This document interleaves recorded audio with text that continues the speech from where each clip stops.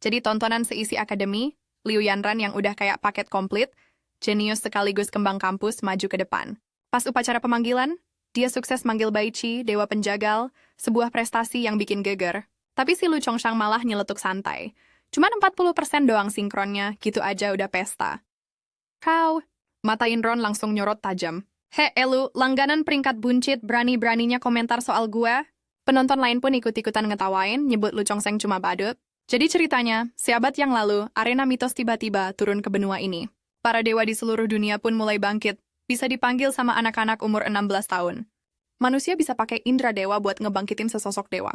Kalau sukses, mereka bakal dapat kekuatan super buat berantem di arena demi negara. Tapi, ritual ini bahaya banget. Salah panggil dewa bisa-bisa malah dilenyapkan sama dewa itu. Nah, si Lu Chongshang ini aslinya anak SMA di kehidupan sebelumnya, yang entah kenapa bisa nyebrang ke dunia ini. Dia baru tahu kalau hari ini adalah hari keajaiban yang cuma ada sekali dalam 10 tahun. Sialnya, jajaran dewa dari Huaxia itu ilmunya udah banyak yang hilang.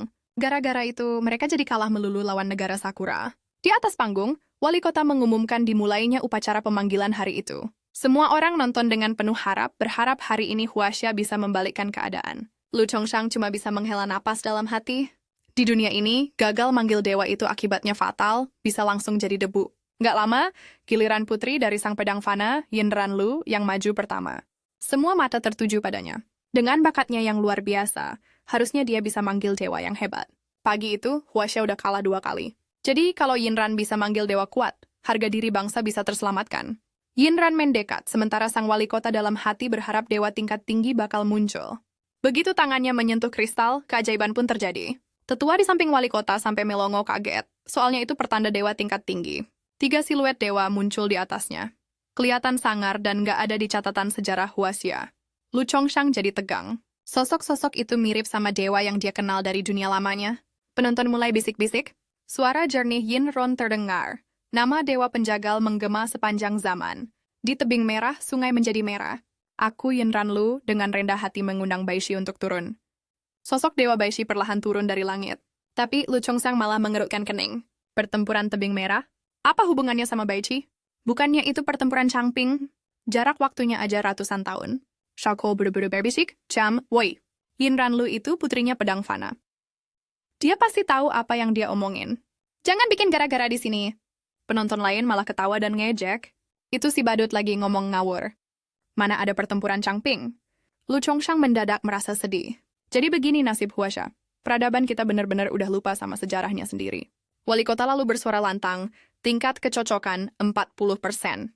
Peringkat dewa yang dipanggil, S. Dewa Penjagal Bai Qi. Yanran melirik sinis ke arahnya, matanya seolah berkata, lihat kan, ini baru kekuatan. Tapi dia masih butuh waktu untuk berkembang. Sekarang tinggal nunggu ayahnya, sang dewa pedang, pulang dari perbatasan untuk perang mitos yang akan datang. Anehnya, Yinran enggak turun dari panggung. Matanya malah menatap 2 segel dewa lain yang masih ada di langit. Wali kota mengerutkan kening, apalagi rencananya.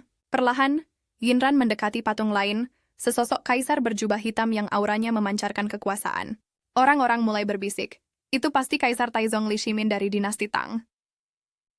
Waktu muda, dia berhasil menyatukan seluruh negeri dan jadi penguasa legendaris. Tapi Lu Chongshang menggeleng, nggak mungkin. Kaisar dinasti Tang itu jubahnya warna kuning, nggak ada yang pakai hitam. Semakin dekat, tekanan dewa itu makin terasa. Dan sebuah nama samar-samar muncul di benaknya. Tiba-tiba seorang tetua berteriak, dewa kelas kaisar. Pertama kali muncul dalam sibat. Manggil makhluk sekuat itu sama aja bunuh diri. Tetua itu ternyata Li Shen, kepala sekolah Akademi Tianxi, salah satu dari 4 akademi terbaik di Huaxia. Bahkan wali kota ikut membujuk Yinran, kamu itu harapan Huaxia, jangan ambil risiko segila ini. Tapi hati Yinran bimbang. Dia tahu kalau dia mundur sekarang, jiwa kaisar itu bakal lenyap selamanya. Li Shen angkat bicara lagi. Kita nggak akan mempertaruhkan petarung masa depan kita dalam satu pertaruhan. Dia memerintahkan Akademi Tianshu untuk mengorbankan kekayaan negara selama 10 tahun demi menstabilkan jiwa kaisar itu, berharap ada anak berbakat yang bisa mengenalinya. Lalu, dia menoleh ke para murid, mencari siapa saja yang bisa menyebutkan nama dewa tersebut. Meskipun sosoknya mirip Taizong dari Tang, dewa ini punya arti besar bagi Huaxia. Dalam perebutan takdir bangsa, Huaxia sudah kalah 2 ronde telak dari negara Sakura. Kalah sekali lagi bisa berarti kehancuran total. Dengar, kata Li Shen, salah panggil dewa nyawa taruhannya. Siapa yang masih berani coba? Orang-orang mulai ragu. Mungkin kaisar ini memang bukan Li Shimin. Salah panggil artinya mati. Tapi putra-putri Huaxia bermental baja. Seorang murid langsung maju jadi sukarelawan. Para gadis pun nggak mau kalah. Chunyu dari Akademi Modu, saya siap. Nama-nama lain bermunculan teriakan kami siap mati untuk Huaxia menggema di udara. Lu Chongshang mengangkat tangan memotong mereka. Tunggu. Saya tahu asal-usul dewa ini dan mungkin beda dari dugaan kepala sekolah. Lu Chongshang dari Akademi Jiangling mohon izin untuk mencoba pemanggilan. Penonton kaget. Bukannya itu si badut yang tadi protes ke Yinran.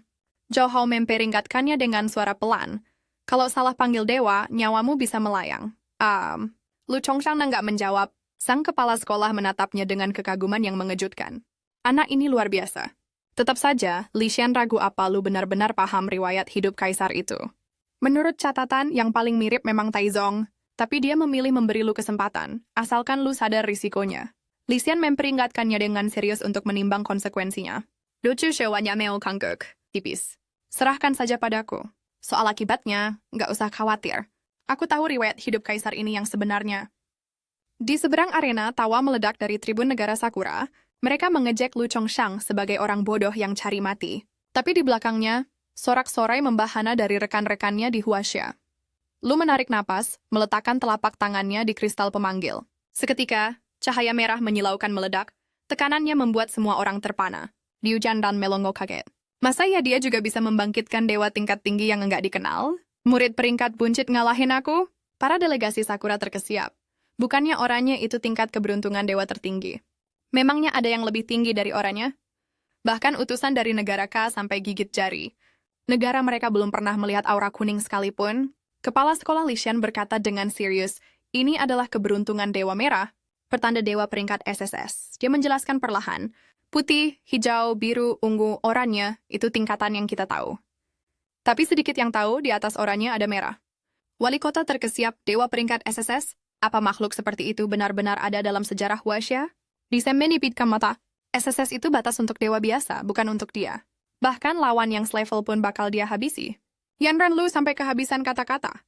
Nilai Lu Chongshang biasa-biasa saja, tapi dia bisa memanggil makhluk sekuat ini. Raksasa yang muncul memancarkan kekuatan dahsyat, kehadirannya seperti gunung hidup, pertanda bahwa Huaxia akan berdiri tak terkalahkan. Ketika Li Xian akhirnya melihat sosok itu dengan jelas, dia membeku. Kapak perang di tangan menjulang ke langit. Mungkinkah itu Titan kuno Xingtian? Lu menyeringai tipis nih kepala sekolah, harusnya Anda lebih tahu. Xingtian itu tanpa kepala, matanya di dada dan mulutnya di pusar. Ini bukan Xingtian. Dia menghela napas. Ya, nggak bisa disalahkan juga. Mitologi Huaxia sudah terlalu lama hilang. Mungkin itu sebabnya aku ada di sini. Suara Lu menggema di seluruh lapangan upacara. Di tengah kekacauan purba, Pangu membentuk langit dan bumi. Dia mengangkat tangannya tinggi-tinggi. Aku Lu Chongshang dengan rendah hati mengundang Dewa Pencipta Pangu untuk turun. Semua orang terdiam. Dewa Pencipta? Apaan tuh? Orang-orang berbisik. Penonton dari Huaxia menatap bingung. Kok lu bisa tahu nama asli Pangu? Pangu yang membelah langit dan bumi, yang melahirkan segalanya. Yang paling agung di antara semua dewa. Kalau sampai lu beneran bisa berantem bareng Pangu, 4 negara lain dijamin bakal nangis Bombay saking kalah telaknya. Tiba-tiba, panel sistem muncul di depannya, lengkap dengan emoji cemberut. Karakter Lu Chongshun. Tingkat sinkronisasi, 1%. Dewa pelindung, Pangu. Sementara itu, di dalam kerajaan para dewa Huaxia, setiap dewa punya pangkatnya masing-masing, dan di puncak tertinggi ada sang dewa pencipta, Pangu. Boom! Suara dentang keras mengguncang seluruh alam. Saat berita menyebar, seorang pendeta muda mengangkat palunya dan memukul 9 lonceng agung. Gema suaranya menyebar ke seluruh negeri seperti gelombang pasang. Jauh di sana, pedang Fana, Li Qing, berhenti di tengah pertempuran, mengira dia salah dengar. Li Xin gemetar karena gembira. 9 dentang lonceng. 9. Angka supremasi yang tak pernah terdengar sejak zaman kuno. Kamu benar-benar telah membangkitkan dewa tertinggi. Bahkan Yinran Lu pun terkejut. Dewa terkuat Huaxia biasanya cuma 3 dentang lonceng. Dia memikul 9. Di tribun negara Sakura, kemarahan meledak. Sialan! Bocah Huaxia biasa bisa membangkitkan dewa tertinggi. Kaisar Tokugawa segera menoleh ke pawang ular di sampingnya dan bertanya, bisa habisi dia? Pemuda itu menyeringai. Cuma pemula yang dipilih, meskipun diberkati dewa tertinggi. Dengan sinkronisasi segitu, dia nggak akan bisa benar-benar memanggil Pangu ke arena. Sekali serang, langsung kucabik-cabik. Suara Tokugawa menjadi dingin. Permusuhan kita dengan Huaxia sudah turun-temurun. Dia tidak boleh hidup. Habisi bibit unggul ini selagi masih kecil. Baru saja diucapkan, negara Sakura langsung memulai perang dewa dengan target spesifik. Sosok Pangu yang menjulang mulai memudar. Peringkat SSS adalah batas tertinggi yang diketahui untuk dewa, tapi itu bukan batas mutlak Pangu. Dengan tingkat sinkronisasi Lu Chongshang saat ini, dia tidak bisa memanggil Pangu ke arena. Namun dia masih lebih dari mampu untuk memanggil dewa-dewa lain. Saat dia melangkah menuju patung lain, sebuah anomali terjadi. Lempengan batu di bawahnya meledak dan sebuah kekuatan mengangkatnya ke udara. Wajah Li Shen memucat. Sakura telah membakar 10 tahun kekayaan nasional. Wemire melancarkan perang dewa dengan target spesifik terhadap Huaxia. Detik berikutnya, tubuh Lu Chongshang ditelan cahaya menyilaukan, ditarik dari arena dan dilempar ke alam hampa sebelum dia sempat membangkitkan dewanya. Saat wujudnya memudar menjadi kabut, bahkan kekuatan Li Shen tak mampu menariknya kembali. Li Shen dan wali kota menggeram ke arah delegasi Sakura. Pengecut hina. Bahkan Yan Ranlu yang biasanya lembut tak bisa menahan diri. Dia mengumpat pelan. Di pihak Sakura, semangat membara. Melihat kemarahan di wajah orang-orang Huaxia, mereka menyeringai. Beberapa saat yang lalu mereka takut pada seorang jenius. Sekarang dia sama saja sudah mati. Jika mereka berhasil membunuh Lu Chongshang, mereka bisa mendapatkan kembali 10 tahun kekayaan nasional yang telah mereka bakar. Sementara itu, jauh di sana, pedang Fana Lu Cheng menerima peringatan darurat tentang perang takdir bangsa. Ajudannya bergegas masuk dengan panik. Negara Sakura membakar 10 tahun kekayaan untuk memaksa membuka arena mitos. Tujuannya adalah untuk melenyapkan target jenius kita. Nah, pertarungan dengan target spesifik hanya bisa menargetkan yang terpilih dengan peringkat S atau lebih tinggi. Begitu terkunci, keduanya harus masuk ke arena. Keringat menetes di pelipis sang ajudan. Mereka rela menguras negara hanya untuk membunuh satu orang. Benar-benar keji. Rahang Lu Qing mengeras. Jika jenius kita gugur hari ini, tahun depan aku akan menunggangi pedangku melintasi ibu kota mereka. 2,5 menit kemudian, Lu Chongshang muncul di medan perang ilahi. Di seberangnya berdiri sang terpilih Orochi, menunggu dengan sabar. Kekuatannya saja sudah cukup untuk mencabik-cabik Lu. Namun Lu berdiri tenang dan mantap. Dia tahu dia tidak bisa memanggil Pangu. Satu-satunya harapannya adalah Dewa Kaisar yang disegel oleh Li Shen akan muncul kembali. Sang terpilih Orochi mengejek, "Ada apa, bocah? Kehilangan nyali untuk menatapku?" Tapi sedetik kemudian matanya terbelalak. Wajah Lu Chongshang tidak menunjukkan rasa takut, hanya senyum tipis. "Kepala ularmu itu kelihatannya enak dibuat sup." Sang terpilih Orochi tertawa sinis. Lidahmu tajam juga. Kita lihat saja berapa lama itu bertahan saat kamu berlutut." Saat tatapan mereka bertemu, seorang wanita turun dari langit. Rambut emas, cahaya ilahi berkilauan, mendarat dengan anggun di antara mereka. Dia bertugas sebagai wasit arena, penentu yang akan menilai setiap serangan. Jika Huaxia kalah di sini, lebih dari separuh energi takdir penduduknya akan disedot untuk memperkuat negara Sakura. Sebuah panel transparan muncul di hadapan Lu Chongshang, menampilkan aturan arena mitos. Aturan 1. Setiap pertandingan secara acak memunculkan 5 dewa. Yang terpilih boleh memilih satu untuk dipanggil. Aturan 2. Dewa yang dipanggil hanya boleh bertarung sekali dan tidak akan pernah kembali. Aturan 3. Terbaik dari 5. Pemenang bertahan hidup, sedangkan dewa dan tuannya yang kalah akan tewas. Lu Chongshang membaca syarat-syarat itu dengan hati sekeras baja. Pemenang hidup, yang kalah mati. Ratusan orang telah menjadi korban taring Orochi. Hari ini utang itu akan dilunasi. Sang terpilih Orochi menyeringai, "Sempurna, pertarungan hidup mati seperti inilah yang kuinginkan." Setelah kedua belah pihak mengkonfirmasi aturan, sang pembawa acara mengangkat tangannya dan mengumumkan, "Pertandingan dimulai." Mewakili negara Sakura, Matsumoto Genzo, terpilih peringkat S, terikat dengan dewa peringkat SS, Yamata no Orochi. Mewakili Huaxia, Lu Chongshang, terikat dengan dewa peringkat SSS, Pangu, sang pencipta. Pengumum berambut emas itu tersenyum, suaranya terdengar memikat dan penuh semangat. Pertarungan ini akan menjadi pertarungan yang tak terlupakan. Kegelapan menelan langit saat seekor ular raksasa berkepala 8 turun, aumannya mengguncang surga. Matsumoto tertawa terbahak-bahak, "Yoshi, kemenangan di tangan kita. Orochi sudah mencabik-cabik 2 dewamu." Gemetarlah bocah kecil dari Huaxia. Di belakang Lu Chongshang, 5 siluet dewa berkilauan muncul, sinarnya menerangi arena. Namun kerumunan menghela napas putus asa. Dewa pencipta Pangu masih belum muncul. Satu pikiran bergema di setiap hati. Langit telah meninggalkan Huaxia. Tapi mata Lu Chongshang tetap terpaku pada satu sosok di antara kelimanya. Seorang kaisar yang diselimuti keagungan ilahi. Legenda seperti dia seharusnya tidak pernah dilupakan, apalagi terkubur dalam debu waktu. Dari panggung penonton, Li Xin berteriak cemas, "Chongshang, dewa kaisar itu, pasti Tang Taizong Li Shimin." Namun, Liu Yanran mengerutkan kening, "Bukan, kurasa aura kaisar itu lebih mirip Zhu Yuanzhang kaisar Ming." Lu Chongxin menghela napas dalam hati. Dua-duanya salah. Dia mengangkat kepalanya, matanya terpaku pada bayangan kaisar dan berbicara dengan tenang. Baik, Raja Qi menyapu 6 negara. Semua penguasa tunduk padanya. Kekuasaan dan visinya menempa sebuah kekaisaran abadi. Suaranya menggelegar di seluruh arena. Keturunanmu, Lu Changsheng, memberi hormat kepada kaisar pertama Huaxia Qin Shi Huang. Semburan emas cemerlang menyelimuti patung kaisar. Cahaya ilahi turun dari langit, sosok itu mengeras, melangkah keluar dari mitos menjadi kenyataan. Qin Shi Huang, sang kaisar abadi, turun ke medan perang ilahi. Wali kota hampir tidak bisa menahan kegembiraannya. Langit memberkati Huaxia. Li Xin menghela napas berat. Sayangnya, dia hanyalah dewa manusia. Dewa manusia secara inheren lebih lemah dari dewa binatang atau iblis. Meskipun sinkronisasi Lu Chongshang kuat. Orochi adalah dewa yokai sejati. Ini mungkin akan berakhir buruk. Matsumoto Genzo tertawa terbahak-bahak. Sudah kuduga kau tidak bisa memanggil sang pencipta. Dan kau malah memanggil dewa fana yang lemah begini. Menyedihkan. Lu Chongshang mengabaikannya. Dia menoleh dengan khidmat ke arah Qin Shi Huang dan membungkuk dalam-dalam. Keturunanmu yang tak pantas, Lu Chongshang, memberi hormat kepada leluhur. Dunia mungkin telah melupakanmu, tuanku, tapi mulai hari ini warisanmu akan hidup selamanya. Anda telah menyatukan 6 kerajaan, membangun tembok raksasa, dan mendirikan sebuah wilayah yang tak berani diinjak oleh penjajah manapun. Begitu kata-katanya selesai, seekor naga emas melesat keluar dari tubuh Qin Shi Huang, meliuk ke angkasa. Notifikasi sistem pun muncul. Sinkronisasi Lu Chongshang dengan Qin Shi Huang mencapai 60%. Para siswa Huaxia bersorak-sorai. Mendengar kata-kata Lu Chongshang, banyak dari mereka baru sadar bahwa peradaban mereka pernah melahirkan seorang kaisar yang begitu agung. Matsumoto Jinzo mendengus, nadanya penuh cemoohan. Jadi kenapa kalau dia seorang kaisar? Dewa manusia biasa bahkan tidak bisa membuat riak di hadapan dewa sejati. Melihat ekspresi bingung Qin Shi Huang, Lu Chongshang menjelaskan pelan. Mereka adalah penjajah asing, penindas Huaxia. Tatapan Qin Shi Huang berubah menjadi sekeras baja. Suaranya menggelegar seperti guntur, mengguncang arena. Mereka yang menyinggung Huaxia akan dihancurkan, tidak peduli seberapa jauh mereka.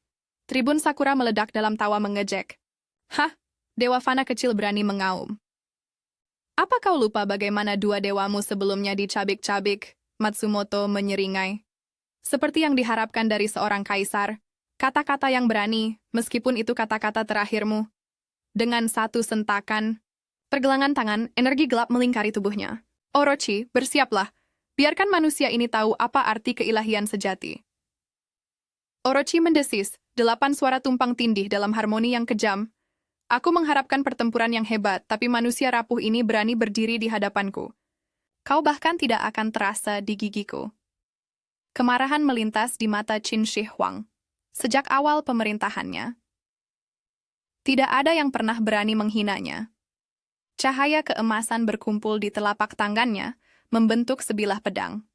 Panjangnya 3 kaki 6 inci, kilaunya membelah awan. Senjata legendaris pemersatu.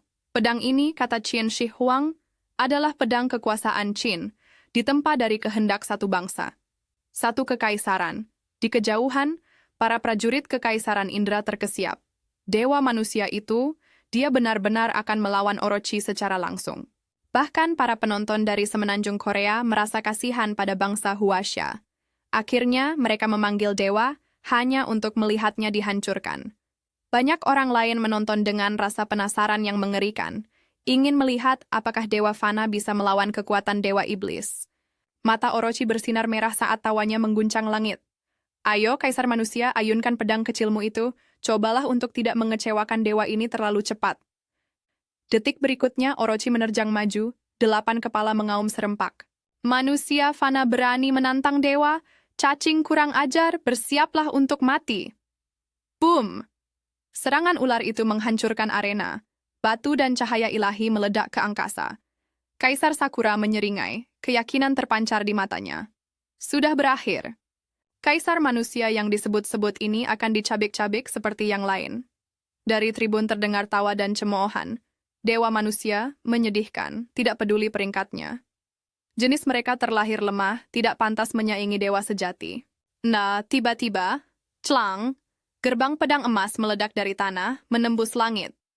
Pedang kekuasaan Qin Shi Huang berkobar dengan api naga, satu tebasan melengkung dan kepala Orochi terpenggal bersih, Bilahnya berkilauan dengan bayangan naga emas bercakar 5.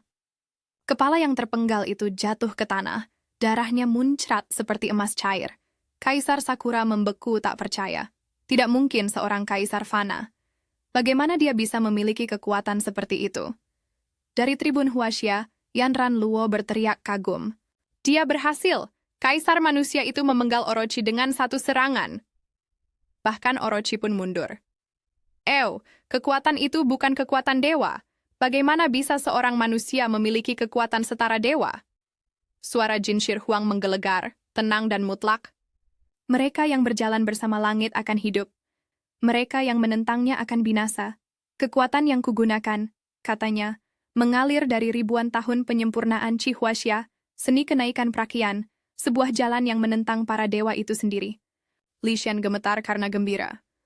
Penyempurnaan Qi, aku tak pernah menyangka leluhur kita menempa kekuatan seperti itu. 8 mulut Orochi mendesis serempak.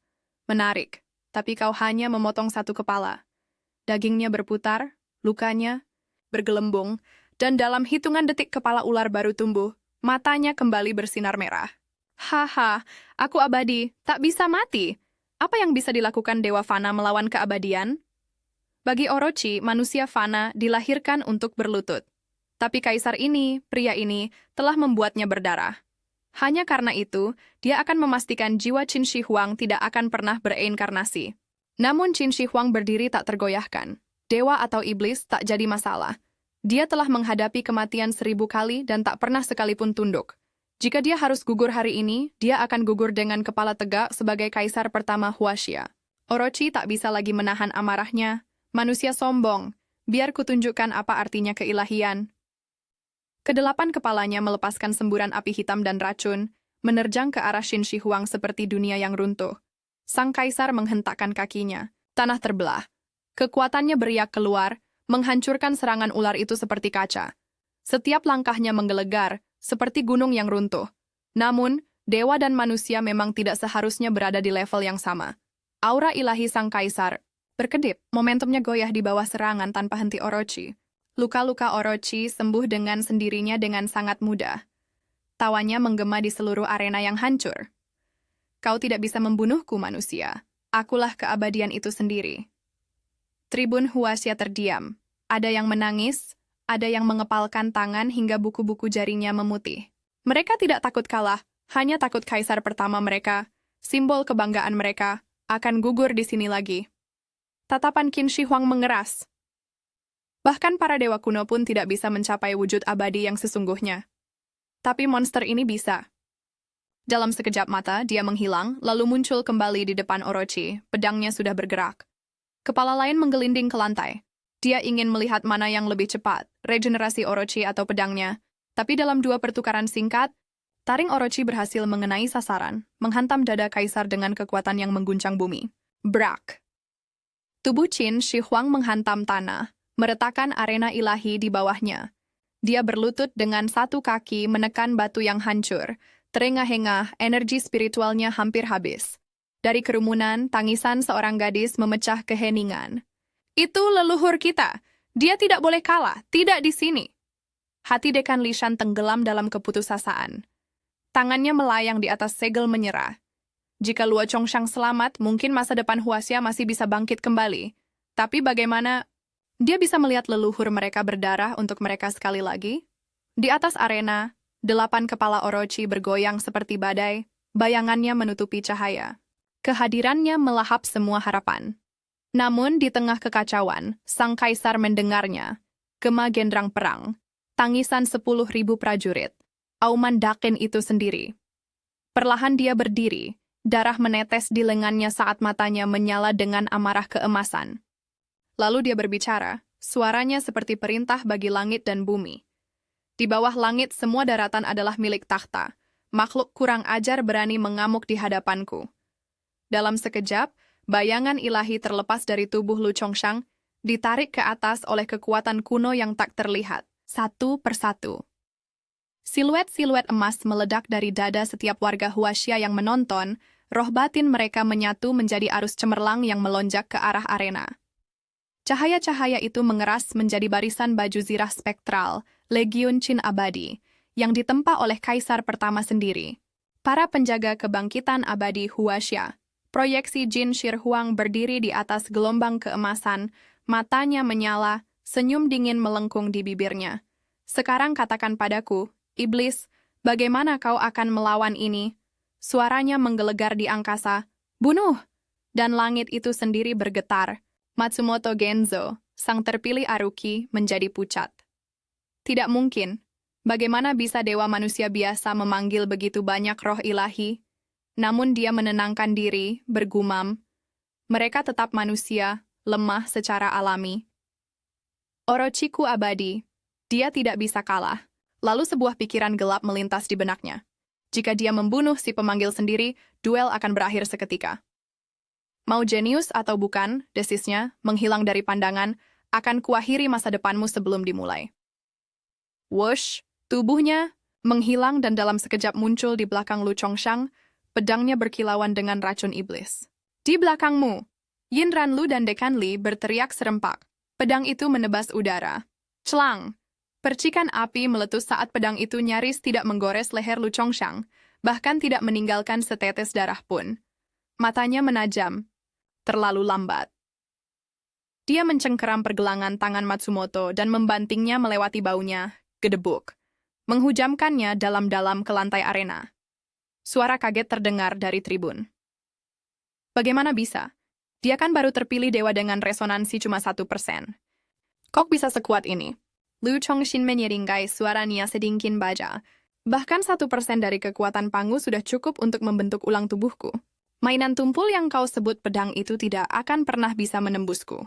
Dagingku ditempa ulang oleh napas penciptaan itu sendiri. Matsumoto menggeram bergegas berdiri, matanya dipenuhi amarah. Impresif, manusia. Tapi jangan pikir kau sudah melihat kekuatan sejatiku. Tubuh Matsumoto Jinzo mulai berputar hebat, terbelah menjadi salinan dirinya yang sempurna. Dia menyeringai jahat. Kau, cacing menyedihkan, kau tidak tahu apa-apa tentang keilahian misterius. Dengan sebuah raungan, dia merentangkan tangannya lebar-lebar. Jurus klon bayangan! Dua Matsumoto kini berdiri di medan perang, energi mereka identik. Enter Lansad. Inilah kekuatan sejatiku. Klonku mewarisi seluruh kekuatanku. 2 lawan 1. Mari kita lihat kau merangkak keluar dari sini. Lu Chongshang tidak bergeming. Nada suaranya tetap tenang seperti biasa. Hasilnya sudah ditentukan saat kau bicara. Dalam sekejap dia menerjang maju dan mencengkeram pergelangan kaki kedua salinan itu. Boom! Detik berikutnya, dia membenturkan mereka dengan kekuatan dahsyat. Tulang-tulang patah seperti gemuruh guntur. Dia melepaskan mereka dan terkekeh. Tidak buruk untuk seorang terpilih kelas S. Tubuhmu setidaknya tahan banting. Tribun Huaxia meledak dalam kegilaan. Lu Chongshang, tak terkalahkan? Para gadis berteriak, mengibarkan bendera dan menangis haru. Bahkan ada yang berteriak, aku mau nikah sama dia sekarang juga. Nggak pakai mahar, 10 apartemen gratis. Di seberang arena, penonton Sakura ricu. Tuan Orochi, tolong lepaskan amarah ilahimu. Hancurkan Huaxia. Kaisar Sakura gemetar, wajahnya pucat pasi. Dia tahu itu. Jika Orochi kalah, seluruh takdir bangsa akan runtuh. Dia akan tercatat dalam sejarah sebagai kaisar yang menghancurkan bangsanya sendiri. Tapi tak peduli seberapa keras mereka berdoa, di arena, ular raksasa itu sedang dicabik-cabik. Formasi pedang kekaisaran Qin Shi Huang menghujani ribuan pedang emas, membelah daging Orochi lagi dan lagi. Tak lama, tubuh raksasa ular itu terkoyak-koyak.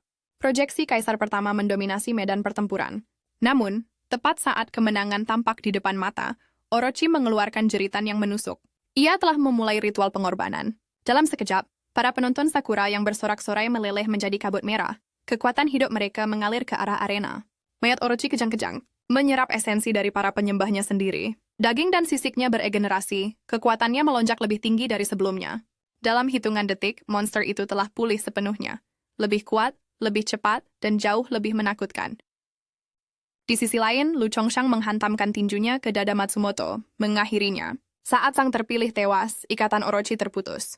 Proyeksi dewa itu hancur menjadi cahaya dan kembali ke gerbang penciptaan. Itulah sebabnya Lu Chongshang tidak menyerang lebih dulu. Dia ingin membiarkan kaisar pertama menyelesaikan apa yang telah dimulainya. Ular itu harus mati untuk selamanya. Orochi tertawa, 8 kepalanya meliuk dengan angkuh. Dewa Huaxia bodoh, kau pikir kau melawanku? Bukan, kau menghadapi keyakinan jutaan orang, kehendak bangsaku sendiri. Mata Qin Shi Huang bersinar seperti emas cair. Keyakinan? Kau sebut itu keyakinan saat kau melahap bangsamu sendiri? Suaranya, yang biasanya setenang besi, menggelegar karena amarah. Yang kau sebut penyembah itu cuma ternak untuk rasa laparmu. Kau menodai kata keilahian itu sendiri. Di seluruh tribun Sakura, kekacauan meletus. Kerumunan melarikan diri ketakutan, takut menjadi santapan berikutnya oleh dewa yang pernah mereka puja. Nada suara kaisar melunak, bukan karena lemah, tapi karena kebenaran yang khidmat. Aku mencari keabadian sepanjang hidupku. Dunia menyebutku gila, namun sekarang aku sadar pengejaran itu bukan untuk diriku sendiri, tapi untuk saat ini, untuk Huaxia. Dia melayang ke udara, aura keemasannya menyala seperti matahari. Semoga semua yang di bawah langit menjadi naga. Semoga namaku, nama Qin Shi Huang, bergema abadi sepanjang zaman. Cahayanya meledak keluar, menyebar menjadi sinar yang tak terhitung jumlahnya yang menghujani setiap prajurit Huaxia dalam proyeksi ilahi. Cahaya itu meresap ke dalam baju zirah mereka, memberdayakan legiun Qin abadi. Resonansi ilahi mereka dengan dewa-dewa mereka melonjak semakin tinggi, melampaui batas fana. Antarmuka Yanran Lu berkedip liar. Resonansinya menanjak dengan kecepatan yang memusingkan, dan di seluruh tribun, setiap warga Huaxia merasakannya, darah mereka membara, semangat mereka bergemuruh. Sementara itu, tubuh sang kaisar menua dengan cepat, kulitnya retak seperti batu tua. Namun senyumnya tetap bangga, karena mimpinya bukanlah keabadian untuk dirinya sendiri, melainkan keabadian untuk rakyatnya. Gear mata membasahi mata para penonton. Inikah kekuatan leluhur kita? Seorang manusia fana dengan hati dewa? Napasnya melemah, tapi tekadnya membara lebih terang dari sebelumnya. Bahkan Raja Kerajaan Britanik pun membeku di depan layar. Orochi melahap para penyembahnya, dan Dewa Huaxia memberikan nyawanya untuk rakyatnya. Perbedaannya sungguh luar biasa. Di seluruh dunia. Hening. Lalu, jadi beginilah Timur. Beginilah Huaxia. Pantas saja mereka tidak pernah bisa dihancurkan. Qin Shi Huang terbatuk, suaranya serak tapi tetap memerintah. Legiun Qin abadi, lapor! Paduan suara yang menggelegar menjawab mengguncang seluruh alam. Siap laksanakan. Sang kaisar merapikan setiap kerutan bersinar dengan cahaya. Semua pasukan maju. Bantai para penjajah. Lindungi Huaxia! Dan kemudian pasukan ilahi itu maju. Ribuan prajurit spektral berbaju zirah emas menyerbu ke depan, pedang mereka berkilauan seperti fajar, menghadapi Orochi yang mengerikan dalam satu pertempuran terakhir yang telah ditakdirkan. Bahkan Orochi pun tertegun. Ia bisa merasakan kekuatan hidup kaisar manusia yang memudar. Namun entah bagaimana, pria yang sekarat itu memerintahkan kekuatan yang mengguncang langit. Flash! Pasukan ilahi hantu emas menyerang serempak. Pedang mereka turun seperti hujan, membelah kepala-kepala ular menjadi serpihan daging dan api. Dalam hitungan detik, tubuh monster yang baru beregenerasi itu terkoyak lagi, darah hitamnya membanjiri lantai arena, mata Haruki terbakar merah. Jika kekuatan gagal, maka akan kulahap mereka semua. Gelombang warga Sakura lainnya berteriak saat tubuh mereka hancur menjadi debu. Jiwa mereka ditarik ke dalam cangkang sekarat ular itu. Wajah Kaisar Sakura memucat. Hentikan! Kau akan menghancurkan kita semua. Mereka yang tersisa, bangsawan, pendeta, prajurit, jatuh berlutut. Tolong Orochi yang agung, cukup. Kami mohon, matilah dengan terhormat. Dari tribun terdengar teriakan marah. Dewa Huaxia memberi kehidupan pada rakyatnya, dan kau monster malah memangsa kami. Tidak ada lagi yang bisa dikorbankan. Ular itu gemetar, esensinya terkoyak dari dalam, bahkan regenerasi tanpa batasnya gagal. Ia hanya bisa pasrah menyaksikan tubuhnya sendiri dicabik-cabik oleh pedang-pedang bercahaya dari legiun Qin Shi Huang. Sang kaisar mengangkat pedangnya untuk terakhir kalinya, suaranya menggema seperti guntur. Orochi, rakyatmu telah meninggalkanmu. Sekarang atas kehendak Qin lenyaplah, Shred! Seekor naga emas meledak dari pedang, mengaum ke angkasa sebelum menukik lurus menembus tengkorak ular itu, memusnahkan jiwa ilahinya. Arena menjadi sunyi. Saat cahaya memudar, hasilnya jelas, Orochi sudah tiada. Lu Chongshang menoleh ke arah Matsumoto yang jatuh, nada suaranya datar seperti kematian. Dewamu sudah lenyap, begitu juga kau.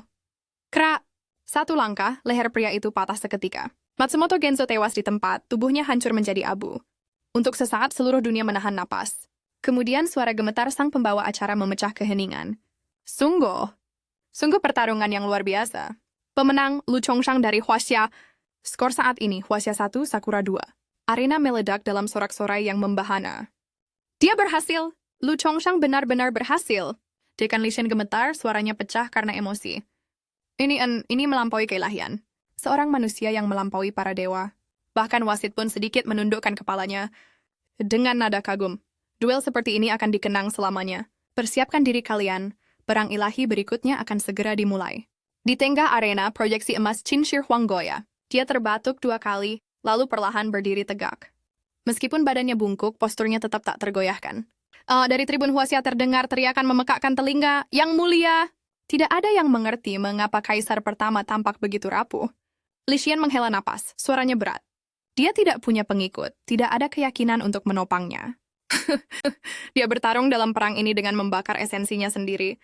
Sosok kaisar itu berkedip, berubah menjadi cahaya yang melayang. Aku bergegas maju, secara naluriah putus asa untuk mencegahnya memudar. Tapi dia hanya tersenyum, matanya hangat dan bangga. Lu Chongshang, waktuku berakhir di sini. Nasib semua yang ada di bawah langit sekarang ada di tanganmu. Tubuhnya larut menjadi debu berkilauan sebelum aku sempat menggapainya. Li Xian menundukkan kepalanya. Sebuah dewa hidup hanya melalui keyakinan, dan kita telah melupakannya. Jadi dia menghabiskan sisa hidupnya untuk kembali demi kita. Air mata mengalir di wajahnya. Kita keturunannya telah mengecewakannya. Lalu ding! Antarmuka sistem muncul di hadapanku. Status Qin Shi Huang disegel sementara.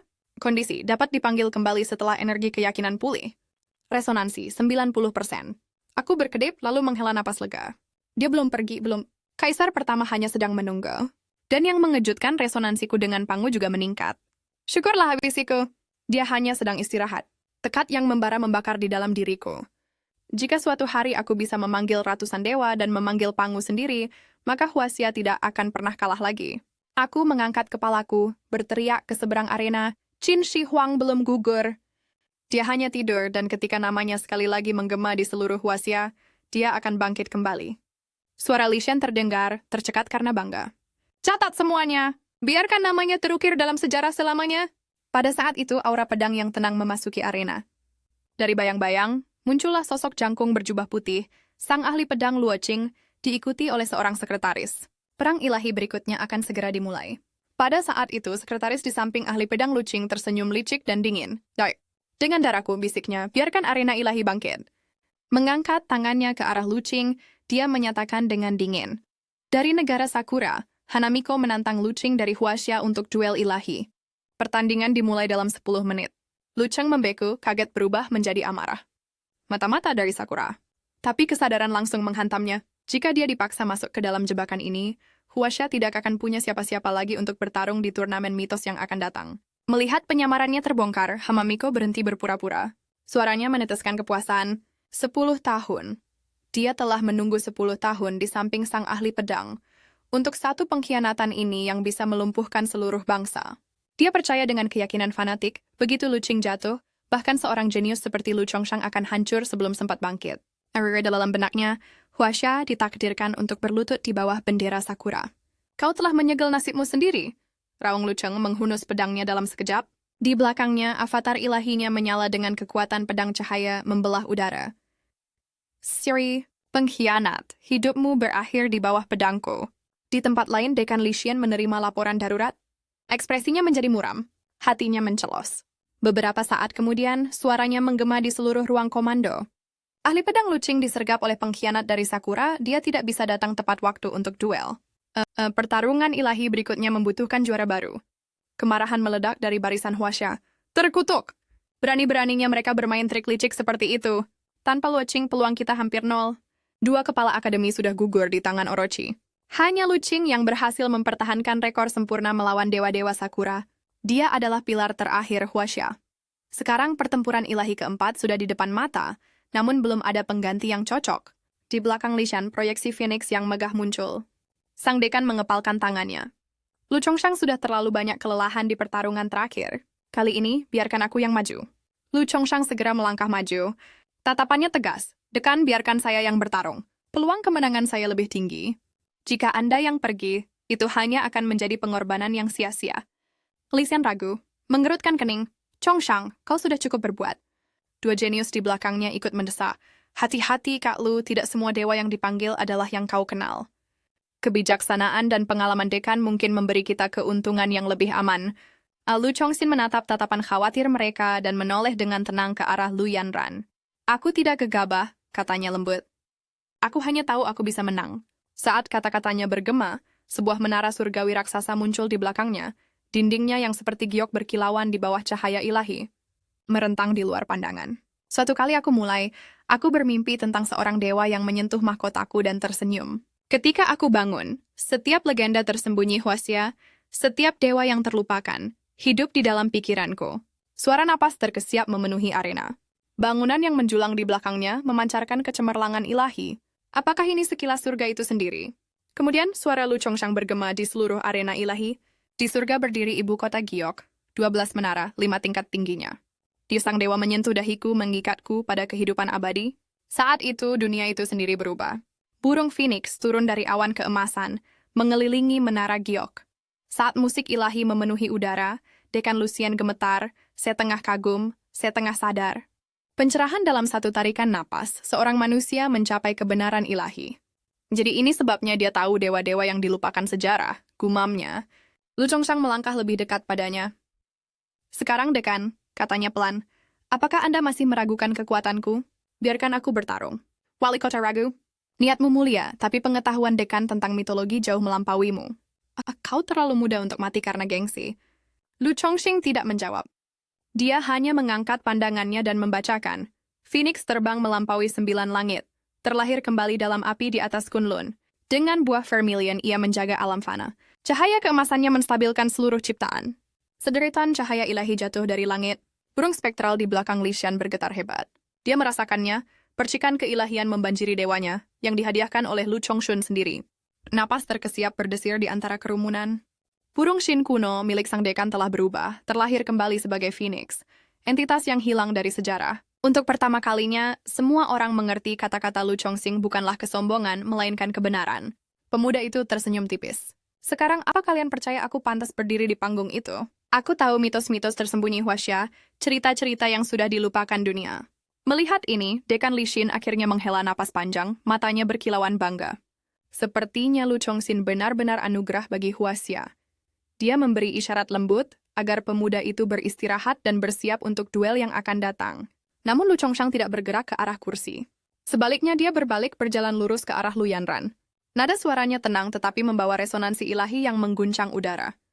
Sekarang giliranmu, Tuan Wu Wen, nama abadi dalam sejarah. Di Changping, dewa pembunuh bangkit. Kavaleri besi menyapu 6 kerajaan. Bahkan hantu pun gemetar melihat kekuatannya. Pada saat itu, aura ilahi di belakang Liu Yingran melonjak. Dewa perang Baiqi, pembantai 100 legiun, terlahir kembali. Bayangannya dihidupkan kembali oleh percikan ilahi Lu Chongqing, tapi pemberdayaan seperti itu ada harganya. Kekuatan hidup Lu mulai memudar dengan cepat, terkuras setiap detaknya. Para penonton hampir tidak bisa bernapas. Murid berprestasi rendah yang legendaris itu kini menganugerahkan keilahian itu sendiri pada seorang dewa peringkat S. Dan Lu Chongshang, tanpa gentar, hanya tersenyum. Dia tahu ini akan memperpendek umurnya, tetapi jika darahnya bisa menyalakan satu percikan untuk kelangsungan hidup Huaxia, itu sepadan. Saat itu, dia tampak lebih besar dari kehidupan, siluetnya bersinar dan tak tergoyahkan. Tanpanya, Huaxia pasti sudah runtuh.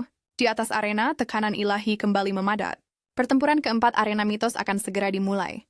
Suara tuan rumah terdengar seperti guntur. Kedua negara, panggil juara kalian. Mewakili Huaxia, dia yang menentang kemustahilan Lu Chongshun.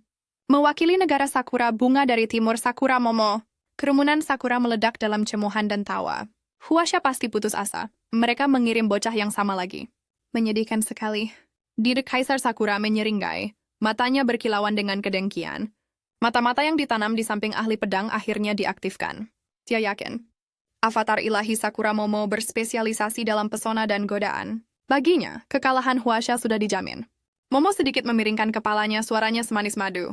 Aku sudah lama menantikan duel ini, Lukong.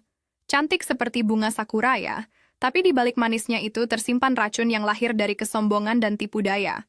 Di pihak Huaxia, banyak pemuda yang terpesona oleh kecantikannya, sorak-sorai mereka berubah menjadi keheningan yang aneh. Dekan Lishan mengepalkan tinjunya. Kemampuan pesonanya menembus bahkan penghalang ilahi. Sialan, kenapa kita tidak punya intel tentang dewa pelindungnya? Momo dengan lembut meletakkan tangannya di atas batu pemanggil.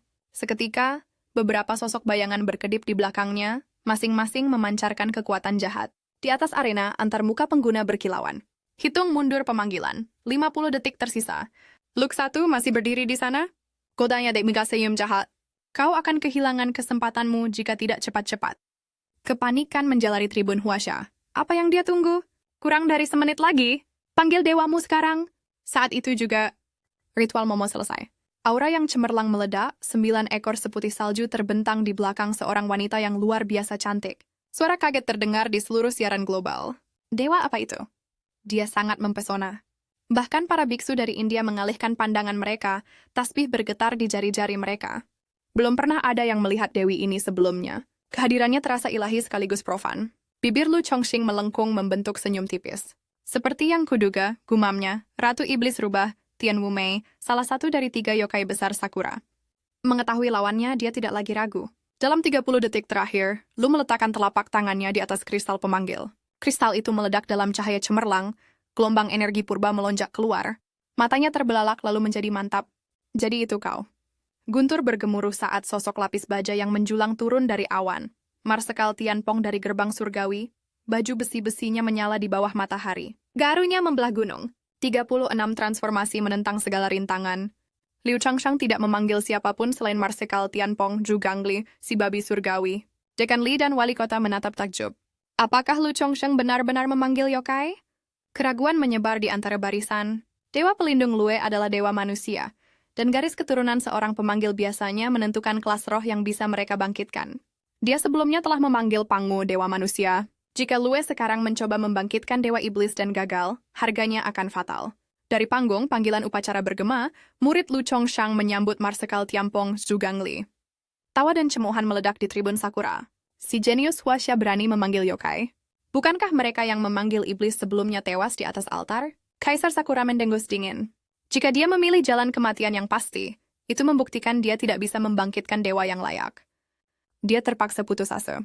Dalam napas berikutnya, wajah bela diri dari wujud kolosal Zhu Gaoli seolah terkelupas, menampakkan seorang pria tinggi dan tampan di baliknya, hidup dan berwibawa. Penonton Sakura menjadi liar tak percaya. Apa? Bagaimana pemanggilan ini bisa berhasil? Di pihak Huaxia, sorak-sorai meledak. Mereka tidak mengerti bagaimana caranya, tapi mereka tahu satu hal, Lu Chongshang luar biasa. Jotin, wajah Dekan Li melembut menjadi senyum bangga. Warisan Pangu lebih dalam dari yang kita duga. Mungkin Huaxia benar-benar punya kesempatan. Kaisar Sakura mendengus, yokai berwujud pria. Apa mereka pikir seorang pria bisa menahan pesona Tamamo?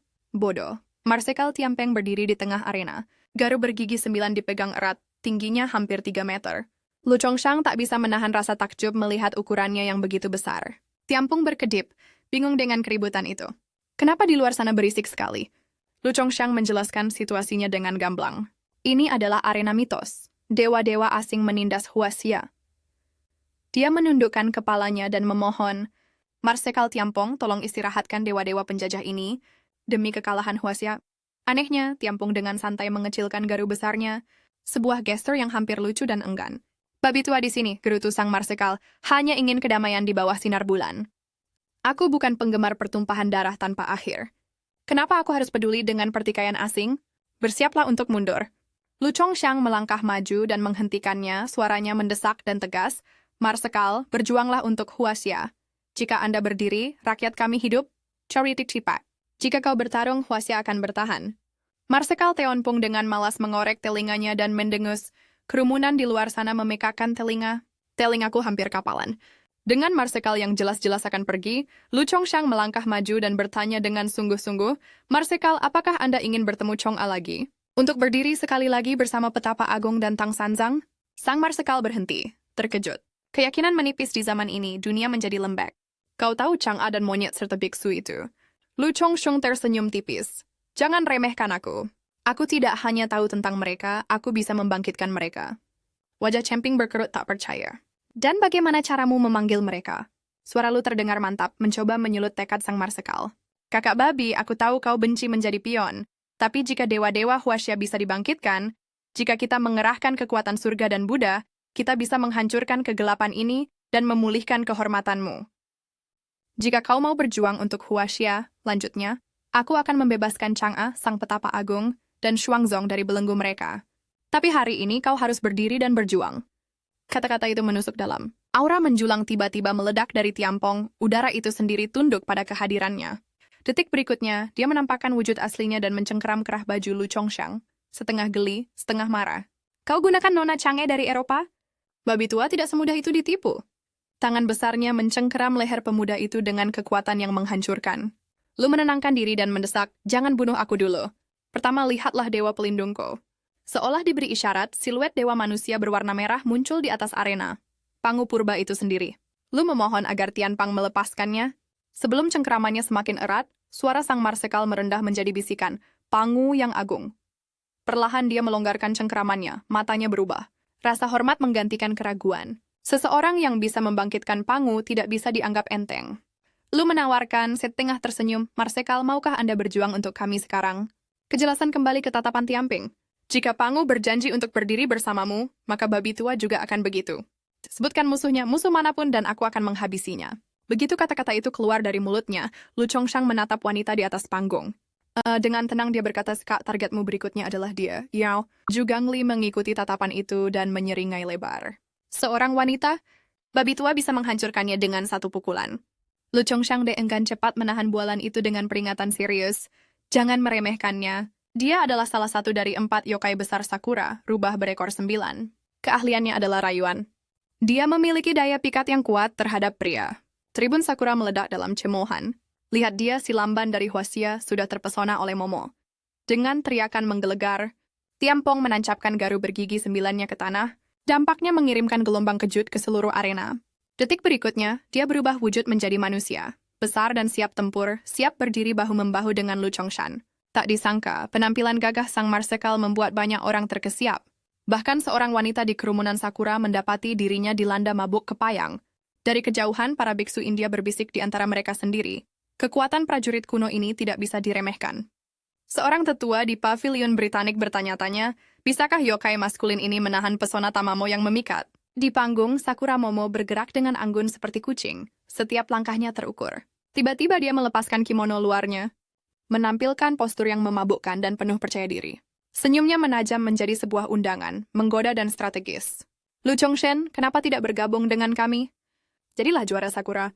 Dia sangat yakin jika Lu pindah pihak, Sakura akan menghujaninya dengan kehormatan dan memperlakukannya sebagai tamu terhormat. Yang lebih penting, dia menjanjikan keamanan di Sakura. Seorang jenius yang baru bangkit tidak akan dipertaruhkan berulang kali dalam duel fana.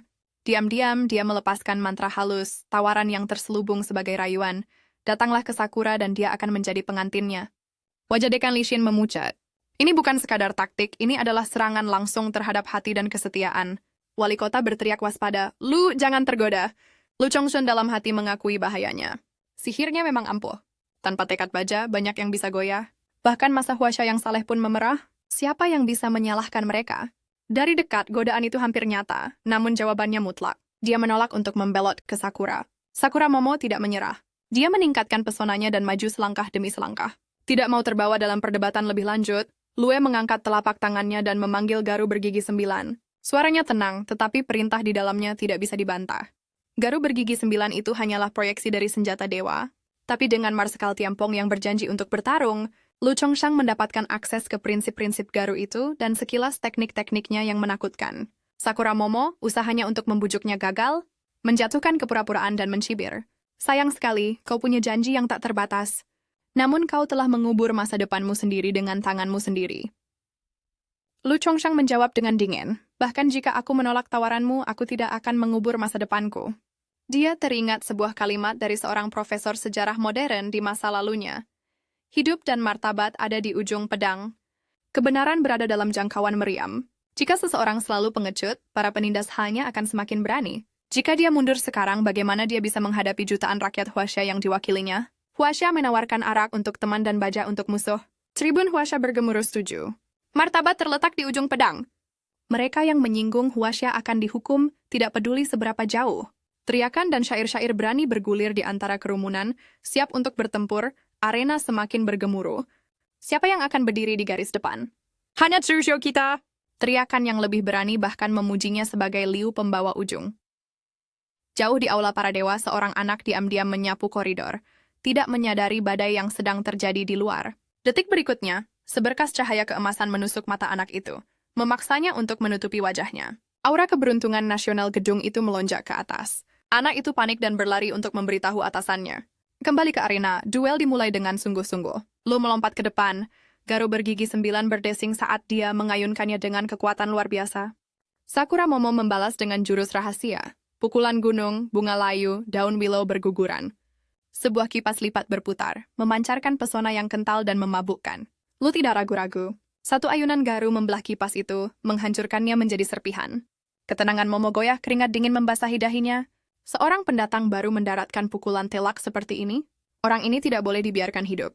Dia mengambil pecahan kipas dan menyiapkan serangan lain, bertekad untuk menghancurkannya pada serangan berikutnya. Dengan cepat membentuk segel tangan, dia memanggil jurus shinobi, teknik klon bayangan. Seketika, beberapa salinan tubuh Sakura Momo muncul di panggung, masing-masing merupakan entitas yang nyata dan mengancam. Dia mengejek, jadi kau mengalahkan Matsumoto. Terus kenapa? Orang kasar tidak mengerti kehalusan sihir. Lu merasakan kilasan kejutan. Penguasaan tekniknya jauh melebihi Matsumoto. Ini bukanlah duel yang bisa dianggap enteng. Bentuk Sakura Momo menukik, gerakannya seperti air. Pedang-pedang terlepas dari sarungnya. Dalam satu gerakan mengalir, dia melepaskan jurus andalan klannya. Langit kedua, aliran pertama. Tebasan udara jernih. Sebuah teknik pedang turun-temurun yang serangan pertamanya membawa ketepatan yang mematikan dan membutakan.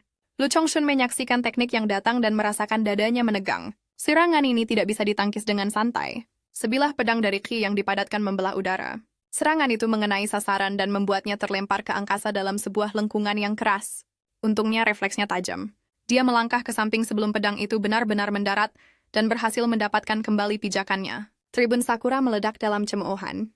Anak baru, mana mungkin dia bisa mengalahkan Momo? Mereka mengejek, suara mereka penuh dengan penghinaan. Bahkan Momo merasa yakin akan kemenangan, menekan keunggulannya dengan kepercayaan diri yang kejam. Klon bayangannya menyeringai serempak. Coba hindari ini, nada mereka meneteskan penghinaan. Hujan pedang Sakura? Teknik pedang Momo menghujani ruang di sekelilingnya dalam rentetan niat mematikan. Luz menatap rentetan serangan itu. Tidak ada lagi tempat untuk bersembunyi. Dia meraung, terimalah garuku. Jika dia tidak bisa menghindar, dia akan berdiri dan menghadapi badai itu secara langsung. Menyalurkan 36 kekuatan perang surgawi sang Marsekal ke dalam satu serangan dahsyat. Ajaibnya, garu itu tidak membelah klon, melainkan mengenai Momo sendiri, tepat dan tanpa salah. Keheningan menyelimuti kerumunan Sakura, wajah mereka pucat pasi. Jika dia jatuh, segalanya bisa berubah. Ekspresi Momo berubah dari angkuh menjadi bingung. Klonku hampir sempurna. Bagaimana kau bisa menemukan wujud asliku? Di sisi lain, Tamamo membisikkan tawaran kepada Tianpang. Berlututlah dan aku akan memberimu pemandangan kemegahanku yang utuh. Para penonton bergumam, mampukah yokai dari Huaxia menahan pesona Tamamo yang memikat? Pikiran Tianpeng melintas dengan bayangan Chang'a. Dalam cahaya itu, Tamamo tampak pucat dan tidak cantik. Dia membentak, rubah bau. Kecantikan apa yang kau banggakan? Tamamo terkejut bukan main. Belum pernah ada yang menyebutnya jelek dengan cara yang begitu belak-belakan. Sebelum dia bisa pulih, Tianpeng menyerang dengan serangan brutal yang bertubi-tubi. Suara-suara di tribun melontarkan hinaan. Iblis babi, lihat cermin. Kau sendiri bukan Adonis dan berani mengejek rubah berekor 9 kami. Tompong membantingkan garunya ke tanah. Kekuatannya mencabut batu. Tamamo gagal menangkis, terjungkal ke belakang dengan salto untuk melarikan diri. Dia tidak menyerah, tangannya menenun segel-segel rumit. Cahaya ungu membengkak di ujung jarinya. Kedua tangannya bersinar dengan energi gaib, mengucapkan mantra jurus pamungkasnya. Dia membengkak menjadi wujud rubah raksasa, penampakan sebesar iblis yang mengancam akan mengalahkan bahkan Tiampa. Rasakan murka iblis surgawiku. Dia menggelegar. Amarahnya mendidih dengan intensitas 9 kali lipat. Jantung Lu berdebar kencang. Kaki raksasa rubah itu bisa menghancurkan Tianpom jika pertarungan terus berlanjut tanpa kendali. Nyawa Jugonia akan dalam bahaya. Namun Lu tidak akan tinggal diam.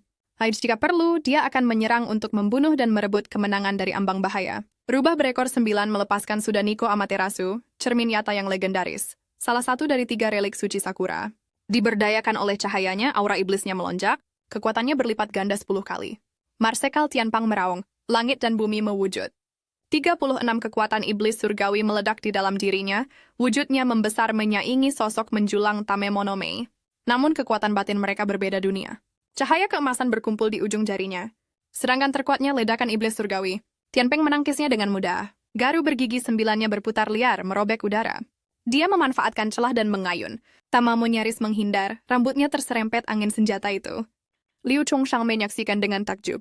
Tamamame, peringkat SSS, Ratu para Yokai, sedang ditekan oleh seorang Marsekal peringkat SS.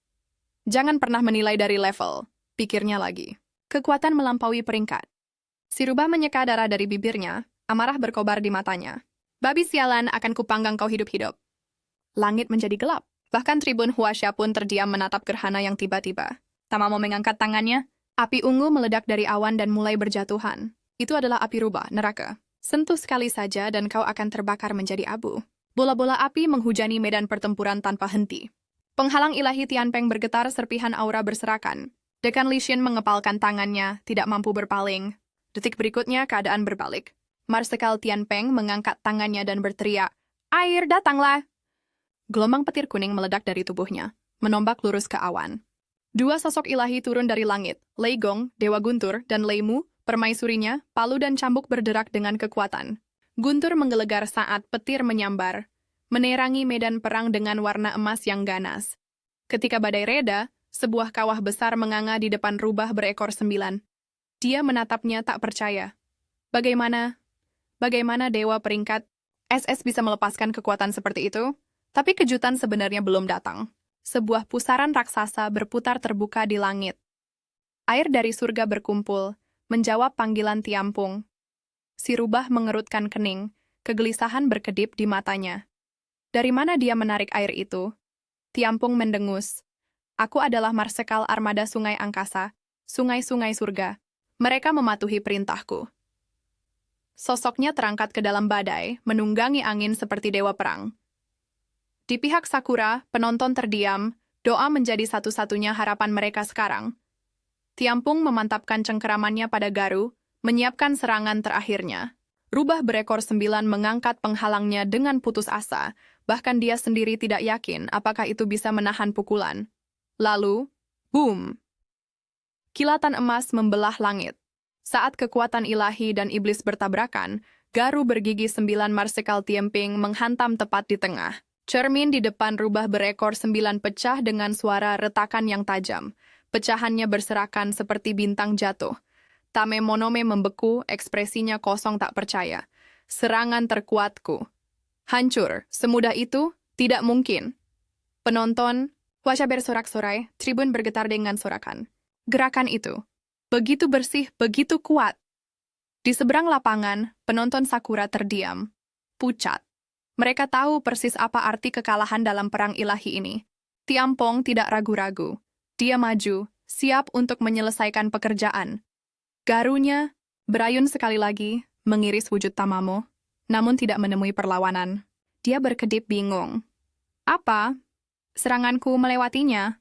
Tanpa sepengetahuannya, Tamamo telah menggunakan jurus rahasianya, pelarian jangkrik emas, meninggalkan umpan untuk menerima pukulan. Sekarang kesombongannya yang main-main telah hilang. Mata si rubah tajam, waspada. Babi ini, iblis, kekuatan kasar, tak tertandingi, sihir, superior. Dia tidak punya kelemahan. Dia melirik ke arah Lu Chongshang. Bagaimana Huasha bisa memanggil monster seperti itu? Lu menatapnya tanpa rasa takut. Apa yang kau lihat, nenek tua? Teruslah menatap dan aku akan menyuruh si babi menghancurkanmu. Tiamping terkekeh. Jadi itu tadi jurus teleportasi ya? Lalu sambil menyeringai, dia membalas dengan jurus yang sama, mengeluarkan tekniknya sendiri, langkah cahaya aqua. Dalam sekejap, dia muncul kembali di depan Tamamo dan membantingkan garunya ke perutnya. Dia terkesiap, darah menetes ke tanah. Namun harga dirinya masih menahannya tegak. Dengan sapuan lengannya yang marah, dia meraung, memanggil bala bantuan. Sebuah celah robek terbuka di belakangnya. Sebuah siluet besar turun, diapit oleh 2 penjaga hantu. Dari tribun Sakura terdengar sorak-sorai liar. Lihat, Nyonya Tamamo telah memanggil Shuten, Doji Ogetsumaru, dan bahkan Amaterasu sendiri. Huasha akan hancur. Hantu ilahi itu akhirnya berbicara. Suaranya menggelegar. Dewa Huasha, bersiaplah untuk mati. Dengan satu jentikan tangannya, 4 pedang terbang muncul di hadapannya. Hantu lain mengikuti, memanggil pedang yang tak terhitung jumlahnya dari langit. Namun Marsekal Tiampong tetap tidak gentar. Dia masih punya 1 kartu truf tersisa, 36 transformasi para iblis surgawi. Dia meraung, berubah menjadi elang perkasa yang membumbung tinggi menembus badai. Menenun di antara hujan pedang. Lolos dari rentetan serangan, dia kembali ke wujud manusia dan meludah. Pengecut tidak bisa menang, jadi kau memanggil kekasihmu untuk bantuan. Tapi senyumnya tidak pernah pudar. Rubah berekor 9 mencibir. Masih punya mulut kotor itu, babi? Kau sudah lari sepanjang pertarungan ini. Au mata Kimpong berkilat. Lari? Siapa bilang lari? Dia berteriak. Langit dan bumi, wujudkan. Tubuhnya membesar sekali lagi. Raksasa dan ilahi. Garu bergigi 9-nya tumbuh bersamanya. Dia mengangkat senjata itu tinggi-tinggi, memanggil jurus berikutnya, segel sungai angkasa. Banjir air astral menerjang, melarutkan hantu-hantu ilahi di jalannya. Hantu terakhir melesat ke samping, tidak mau menyentuh arus suci itu. Bagaimana, geramnya, kekuatan babi sialan ini tidak pernah ada habisnya. Marah, ia melepaskan serangan terakhirnya yang putus asa. Api ungu melesat di langit. Mereka menghantam tanah dengan dampak menggelegar, merobek pertahanan Cimping. Sang Marsekal menggerutu, wujudnya dilalap api ilahi. Tribun Sakura meledak. Keajaiban Amaterasu, bahkan sepotong esensinya bisa menghancurkan Dewa Iblis. Tianpang berguling di arena, energi ilahi memudar dari auranya. Di pihak Huaxia, wajah-wajah menjadi muram. Mereka tidak percaya dia akan jatuh. Hantu Amaterasu menunduk dengan dingin. Pada akhirnya, kau hanyalah seekor binatang.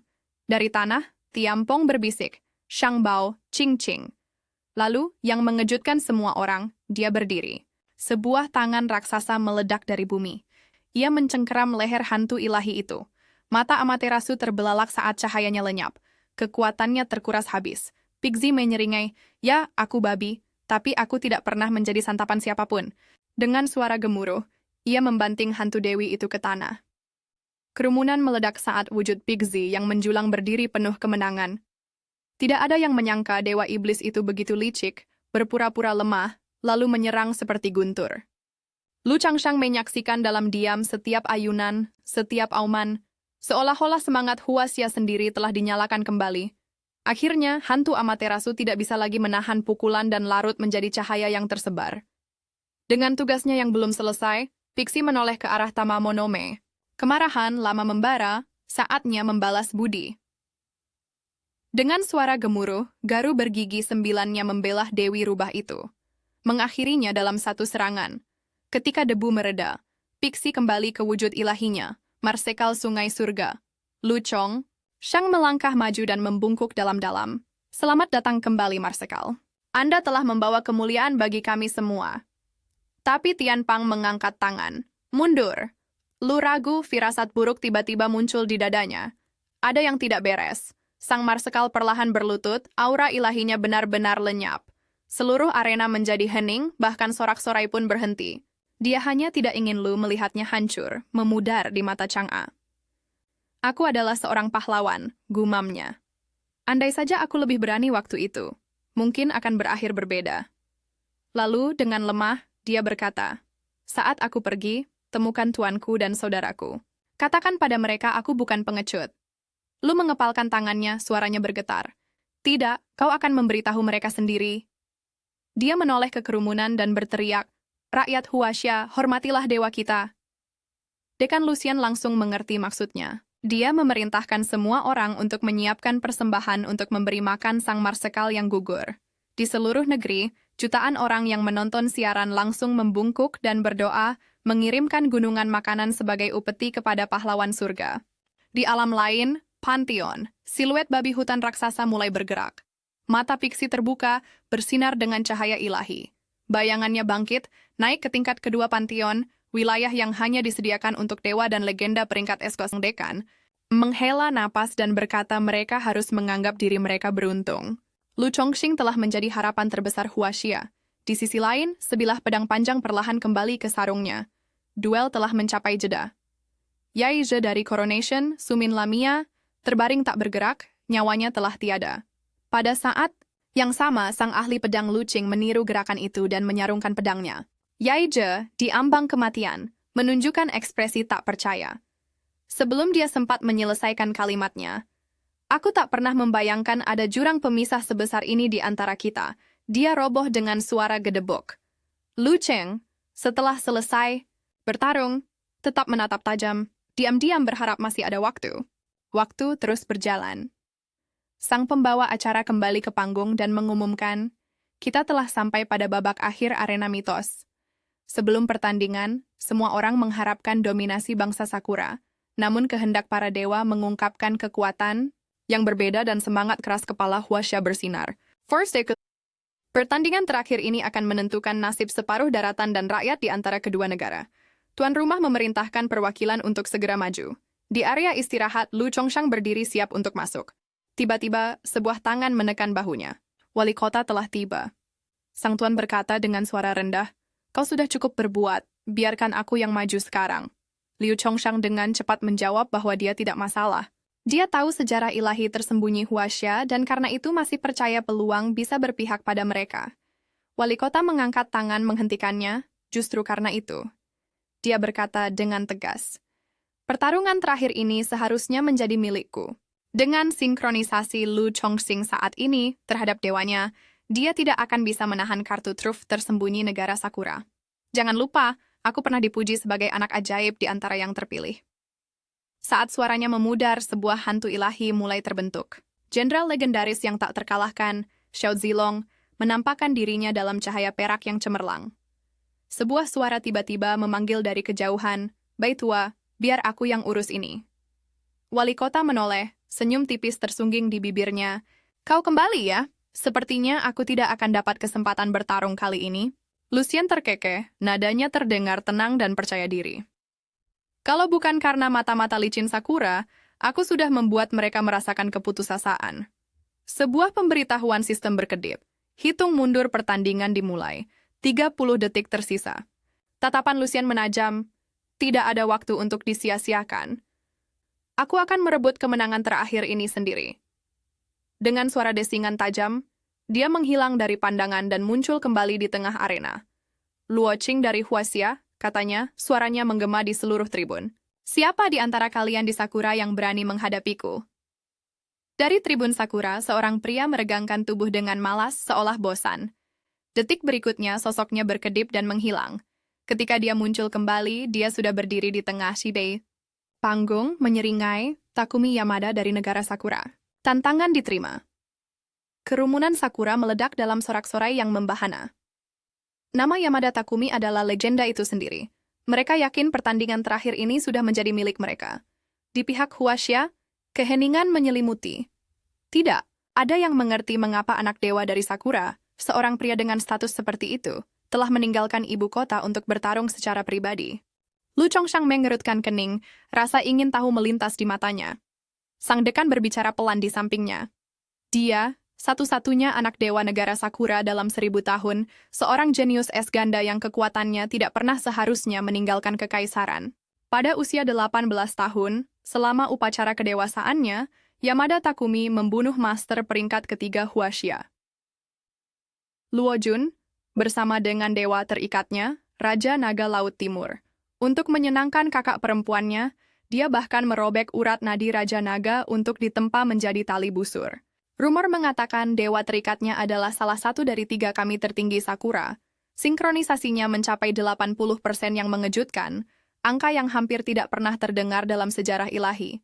Setelah mengetahui kebenarannya, Lu Chongshang mengepalkan tinjunya dan menggertakkan giginya.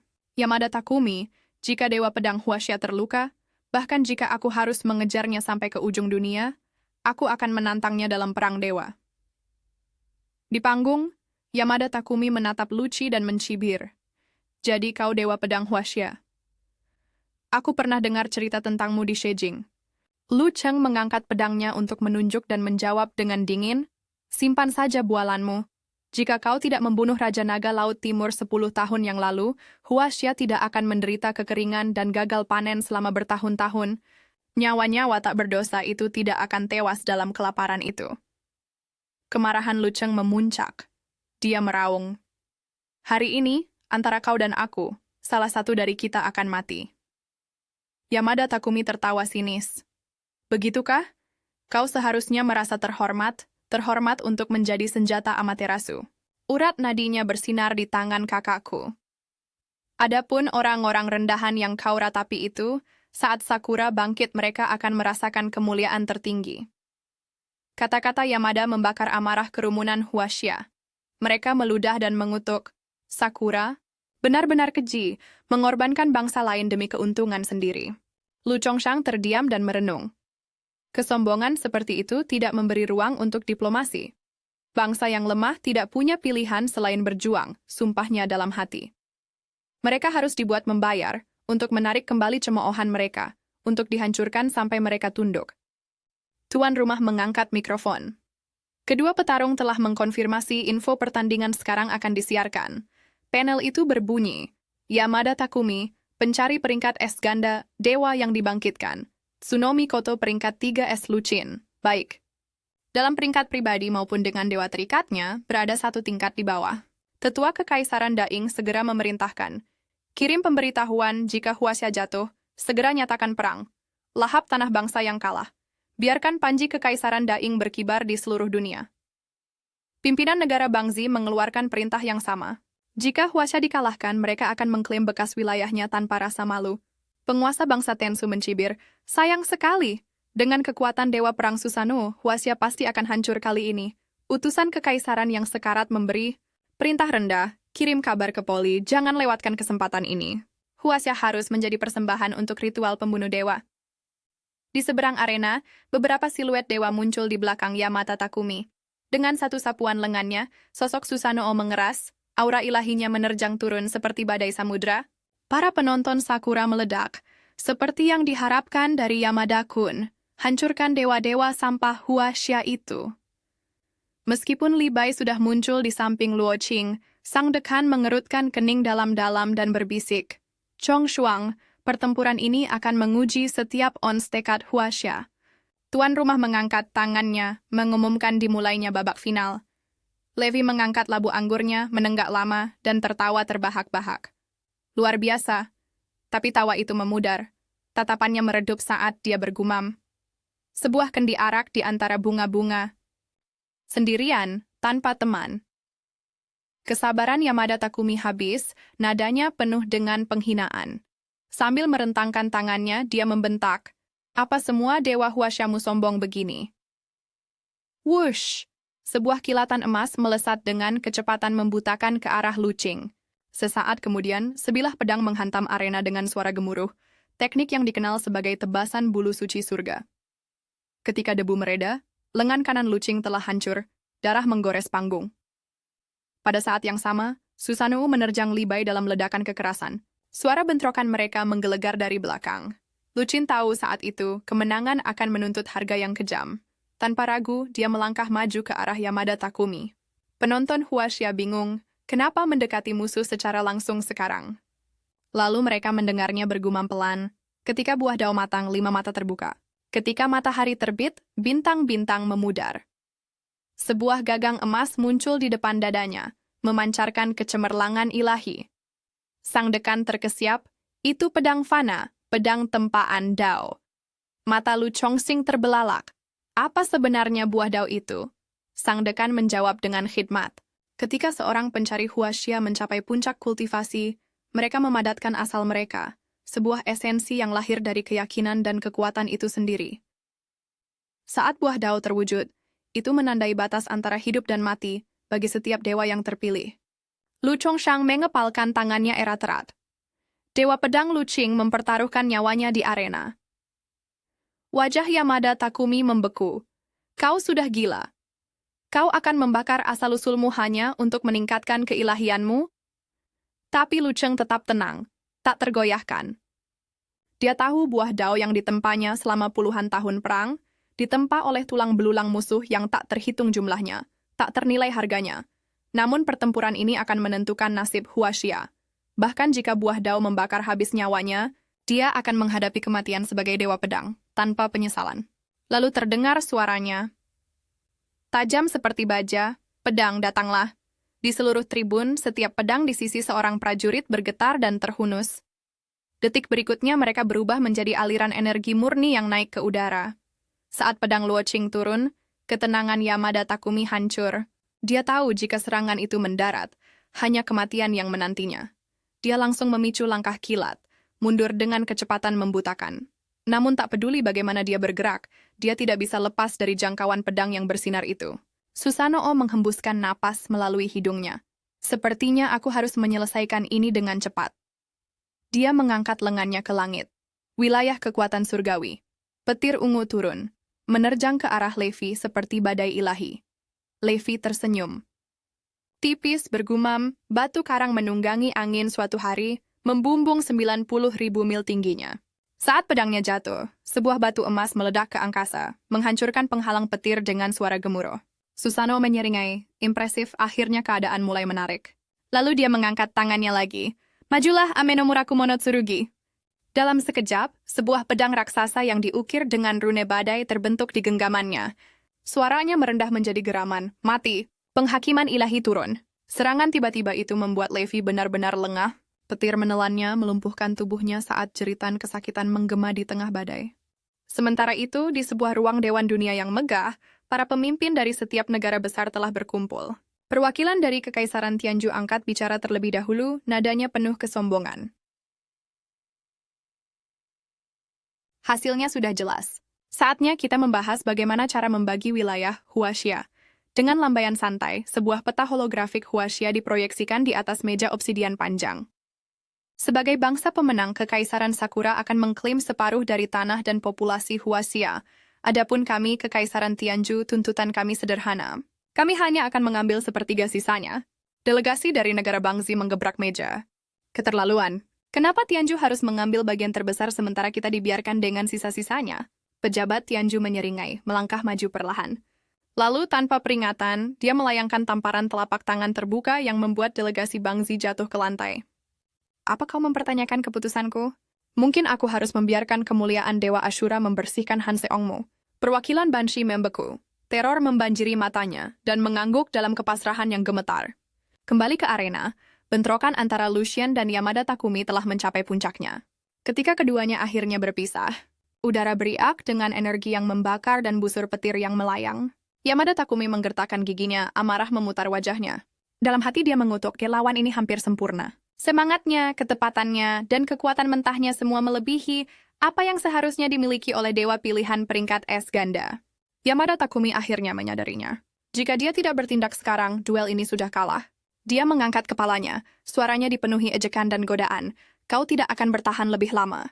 Saat asal-usulmu terbakar habis, kau hanya akan menjadi domba yang menunggu disembelih. Bergabunglah dengan Kekaisaran Sakura. Aku akan memberimu kekuatan, kekayaan, dan bahkan memulihkan inti ilahimu sendiri. Bagaimana menurutmu? Lucien tidak berkata apa-apa. Keheningannya lebih tajam dari pedang manapun.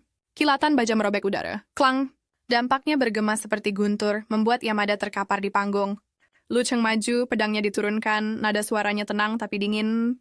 Kurasa, aku baru saja melihat ketakutan di matamu. Yamada memiringkan kepalanya dan tertawa dingin. Jadi kenapa? Aku akui, kau lebih kuat dariku. Dia menunjuk ke langit, seringainya melebar. Tapi yang kau sebut Dewa Huaxia itu tidak akan bertahan lebih lama. Di sisi lain arena, Levi berdiri di tengah amukan petir, mata terpejam rapat. Dia menahan rasa sakit robekan guntur, berbisik pada dirinya sendiri. Aku tidak boleh jatuh, tidak di sini.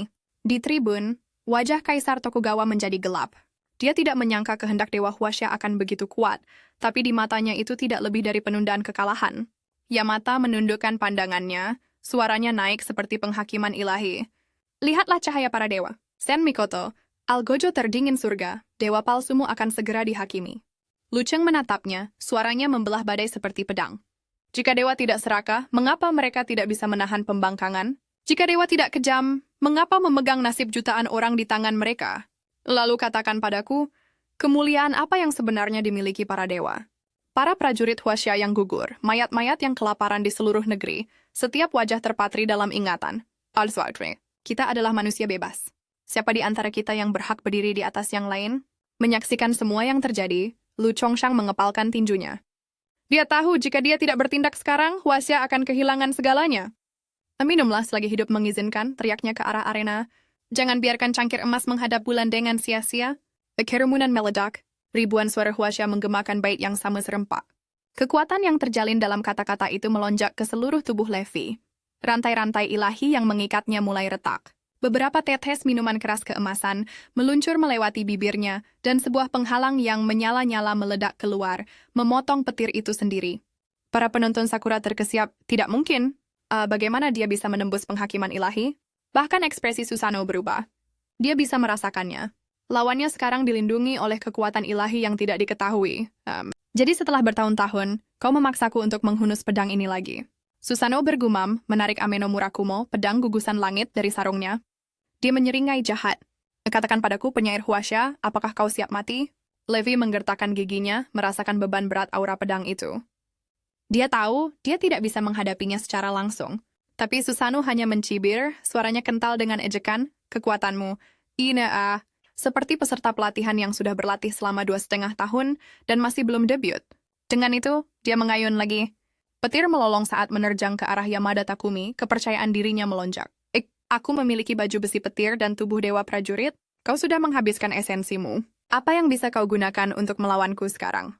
Lu Cheng mengangkat pedangnya, suaranya terdengar jelas. Jika 1 serangan gagal, maka aku akan menyerang lagi. Jika 1.000 serangan gagal, maka aku akan menempa 10.000 lagi. Suaranya menggelegar seperti guntur. Bahkan jika jalan di depan berbahaya, aku akan menempuhnya tanpa penyesalan. Saat kata-kata itu jatuh, dia menendang tanah. Udara beriak dan pedangnya turun sekali lagi ke atas Yamada Takumi dengan kekuatan yang tak terhentikan. Susanoo meraung, menuntut apakah Levi berani menghunus pedangnya dan menghadapinya. Yang mengejutkan semua orang, Levi tidak menjawab. Dia hanya memiringkan kepalanya ke belakang dan menenggak seteguk arak lagi. Amarah berkobar di mata Susanoo. Apa semua dewa Hwasha sombong begitu? Ludahnya. Lalu secara mengejutkan, pukulan ke bawahnya dengan kekuatan penuh mengiris udara kosong. Mata Susanoo melirik ke atas. Ada yang tidak beres. Di atas kepala, sebuah bayangan teratai hijau pucat tiba-tiba mekar di atas mereka. Ini adalah jurus Levi, yang dilepaskan setelah menghunus pedangnya, pedang teratai hijau yang legendaris. Levi menyarungkan pedangnya dan bergumam, nama pedang ini adalah lagu pedang teratai hijau. Namun, bahkan Li Bai pun tidak menyangka Susanoo bisa menghindari setiap bilah pedang dengan sempurna. Dan kemudian, dalam sekejap, Susanoo menghancurkan lanjutan dari lagu pedang itu dengan guntur surgawi, dalam berbagai wujud. Kerumunan Sakura menyeringai senang. Seperti yang diharapkan dari dewa perang Susanoo, dewa-dewa Hwashan itu belum tamat. Bahkan wajah sang dekan pun murung. Dia berbisik, jurus terhebat sang ahli pedang telah habis. Menahannya sekarang hampir mustahil. Peluang Hwasha di sini terlihat suram. Mendengar itu, aku merasa panik. Tidak masih ada kesempatan. Levi yang kuingat masih punya banyak hal untuk ditunjukkan, teriakku. Susanoo menyerbu lagi, melancarkan serangan baru. Suaranya menggelegar, teknikmu luar biasa, tapi kau menghadapi pembawa harapan Sakura. Aku bertarung untuk rakyatku. Levi menenangkan diri setelah didorong mundur. Dagu terangkat saat dia membalas tanpa rasa takut. Kau bertarung untuk rakyat? Yang kulihat darimu hanyalah pembantaian dan kekejaman tanpa akhir. Kata-kata mulutmu hanyalah tabir untuk menyembunyikan sifat aslimu. Tatapan Susanoo membeku, sedingin pedang. Kau, dewa rendahan, berani menghakimiku? Dia tertawa, marah dan liar. Hari ini aku akan membungkam mulut kotormu itu selamanya. Suara dentang yang menggelegar mengguncang arena. Serangan Susanoo membuat Li Bai terlempar ke udara. Pedangnya, pedang teratai hijau, hancur di tengah penerbangan, pecah menjadi serpihan yang tak terhitung jumlahnya. Yang menghujani seperti bintang jatuh. Para penonton Hwasha membeku, berbisik tak percaya. Itu tidak mungkin pedang fana, pedang patah? Apakah Dewa S3 Sakura benar-benar tak terkalahkan? Levi jatuh berlutut. Tubuhnya gemetar, darah mengalir di sudut bibirnya saat dia tersenyum pahit. Jalan di depan masih panjang dan sulit. Siapa sangka Levi akan gugur? Bukan di tangan, tapi di tangan dewa asing. Menyaksikan dengan ngeri, Lu Chongshang tidak bisa menahan diri lagi. Daik, semuanya bukan naskah kuno. Bacakan syair-syairnya? Teriaknya, dia menoleh ke kerumunan yang bergemuruh. Hanya melalui suara kalian kita bisa membangkitkan keilahian sang penyair abadi. Suaranya meninggi dengan penuh hormat. Dia bukan hanya dewa pedang, dia adalah Levi, sang penyair abadi. Seluruh stadion meledak dalam nyanyian serempak saat bait-bait itu bergema. Tertawa ke langit saat aku melangkah keluar pintu. Kita bukanlah rumput liar di ladang. Dan menunggangi angin dan membelah ombak, layarku akan menembus lautan luas. Aura Levi meledak, kekuatannya melonjak seperti air pasang. Dia merasakan resonansi yang dalam. Bait-bait ini, meskipun tidak diketahui, berdenyut di dalam darahnya, kuno dan abadi. Mata Susanoo terbelalak tak percaya. Bagaimana bisa musuh yang sekarat tiba-tiba mendapatkan kekuatan sebesar ini? Dan kemudian suaraku sendiri bergabung dengan paduan suara. Pedang membentang 30.000 mil, cahayanya mendinginkan 19 provinsi. Cahaya pedang yang menyilaukan membelah langit. Wajah Susanoo berkerut karena marah di tengah cahaya itu. Serangga-serangga Hwasha, kalian telah membuatku marah di luar batas. Raungnya guntur mengguncang arena. Para penonton Sakura gemetar karena kaget. Karena dewa perang mereka kini diselimuti kabut gelap, cahaya ilahinya digantikan oleh kebusukan dan pembusukan. Aku langsung mengerti. Yamada Takumi selalu menganggap hidup tidak berharga. Tentu saja dewanya Susanoo mencerminkan kekejaman dan haus darah yang sama. Suara Susanoo bergema dingin dan rendah. Hush, aku dewa, apakah kau siap? Aku pun akan menenggelamkanmu dalam keputusasaan. Di dalam kegelapan terdalam, Levi menegakkan tubuh, matanya menyipit dengan tekad.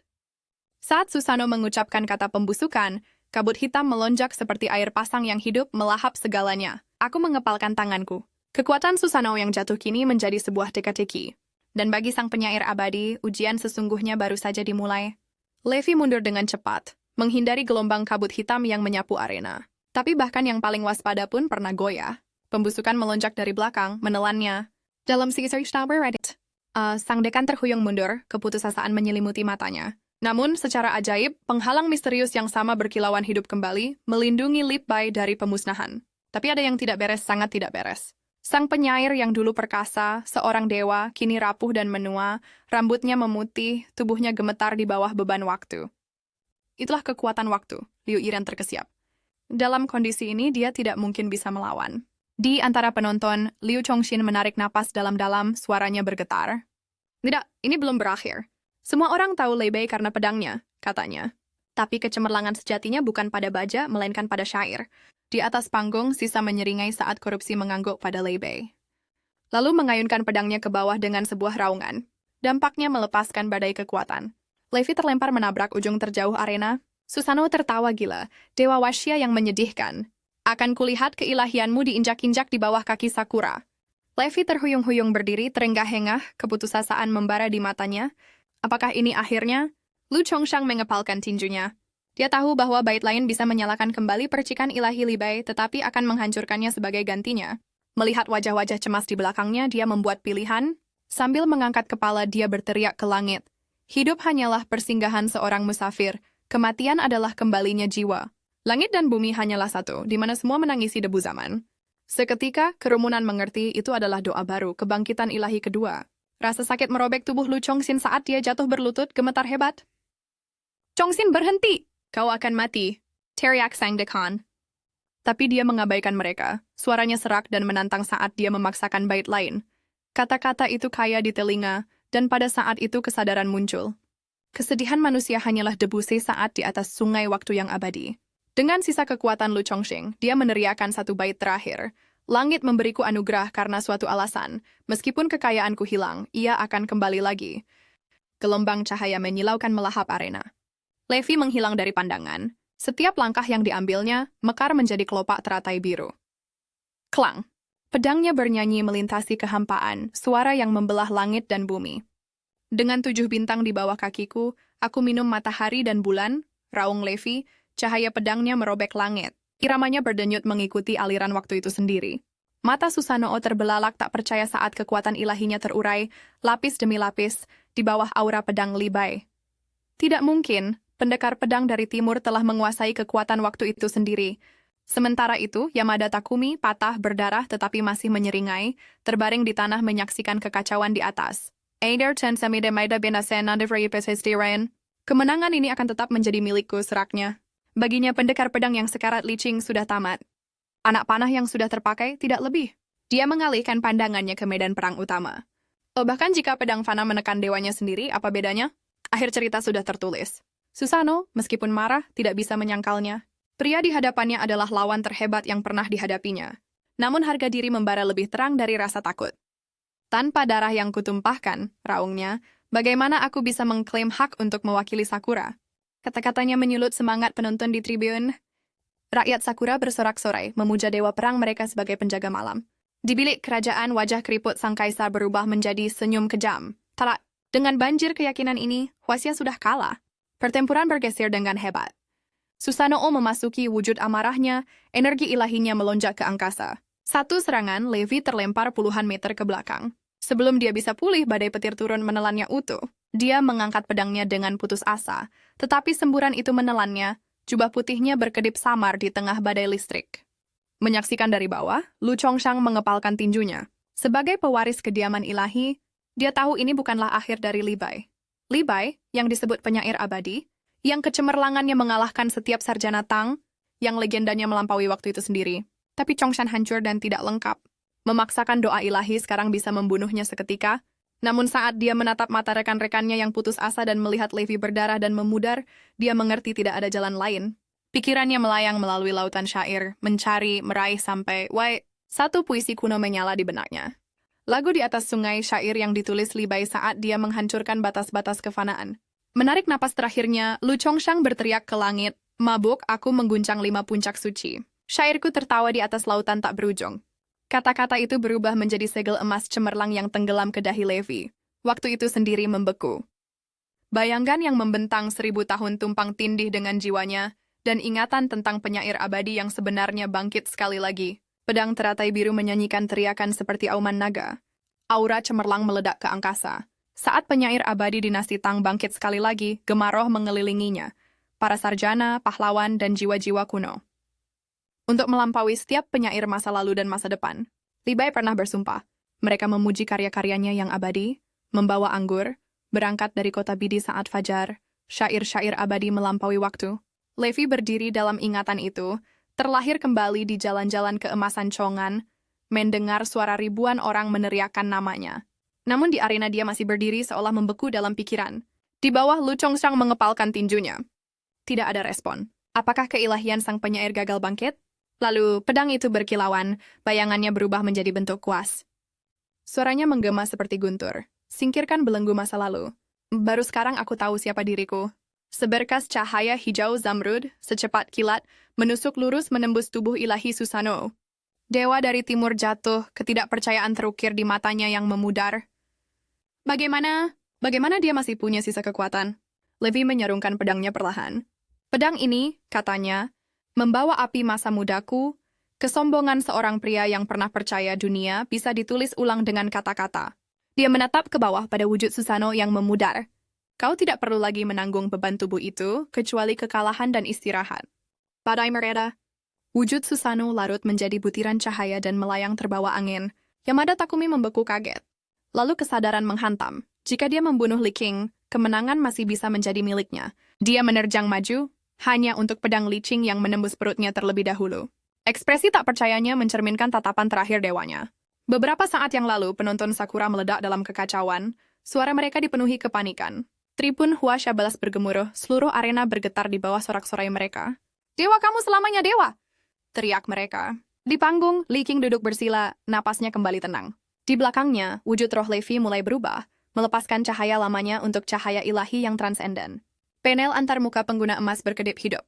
Wajah cemberut. Pemberitahuan sistem, Li Qing dan Levi, kenaikan ganda tercapai. Sang dekan melompat berdiri. Pedang fana telah menempa kembali inti daunnya. Baik peringkat ilahi maupun tingkat fananya telah naik. Kelahiran kembali melalui nirvana. Wali kota menoleh, terkejut. Apa nama inti dao yang baru ini? Sang dekan menghela napas perlahan, suaranya bergetar karena kagum. Seni kembar pedang dan puisi. Luar biasa. Chongqing tidak pernah berhenti mengejutkan kita. Kerumunan bergemuruh. Tepuk tangan membahana menggema di seluruh arena ilahi. Di tenggah Levi mengangkat suaranya dengan tantangan yang tenang. Para bangsawan muda wuling berkuda ke timur melalui pasar emas. Kuda-kuda putih menari di atas angin musim semi.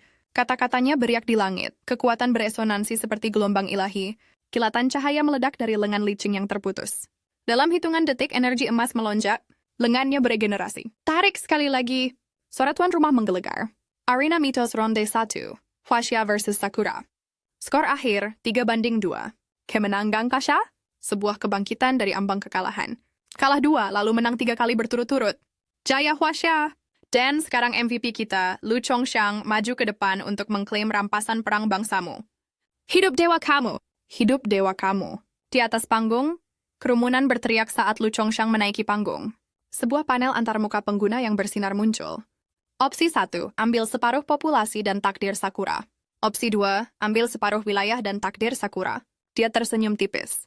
Huaxia tidak pernah kekurangan orang tapi tanah. Tanah adalah fondasi kekuatan.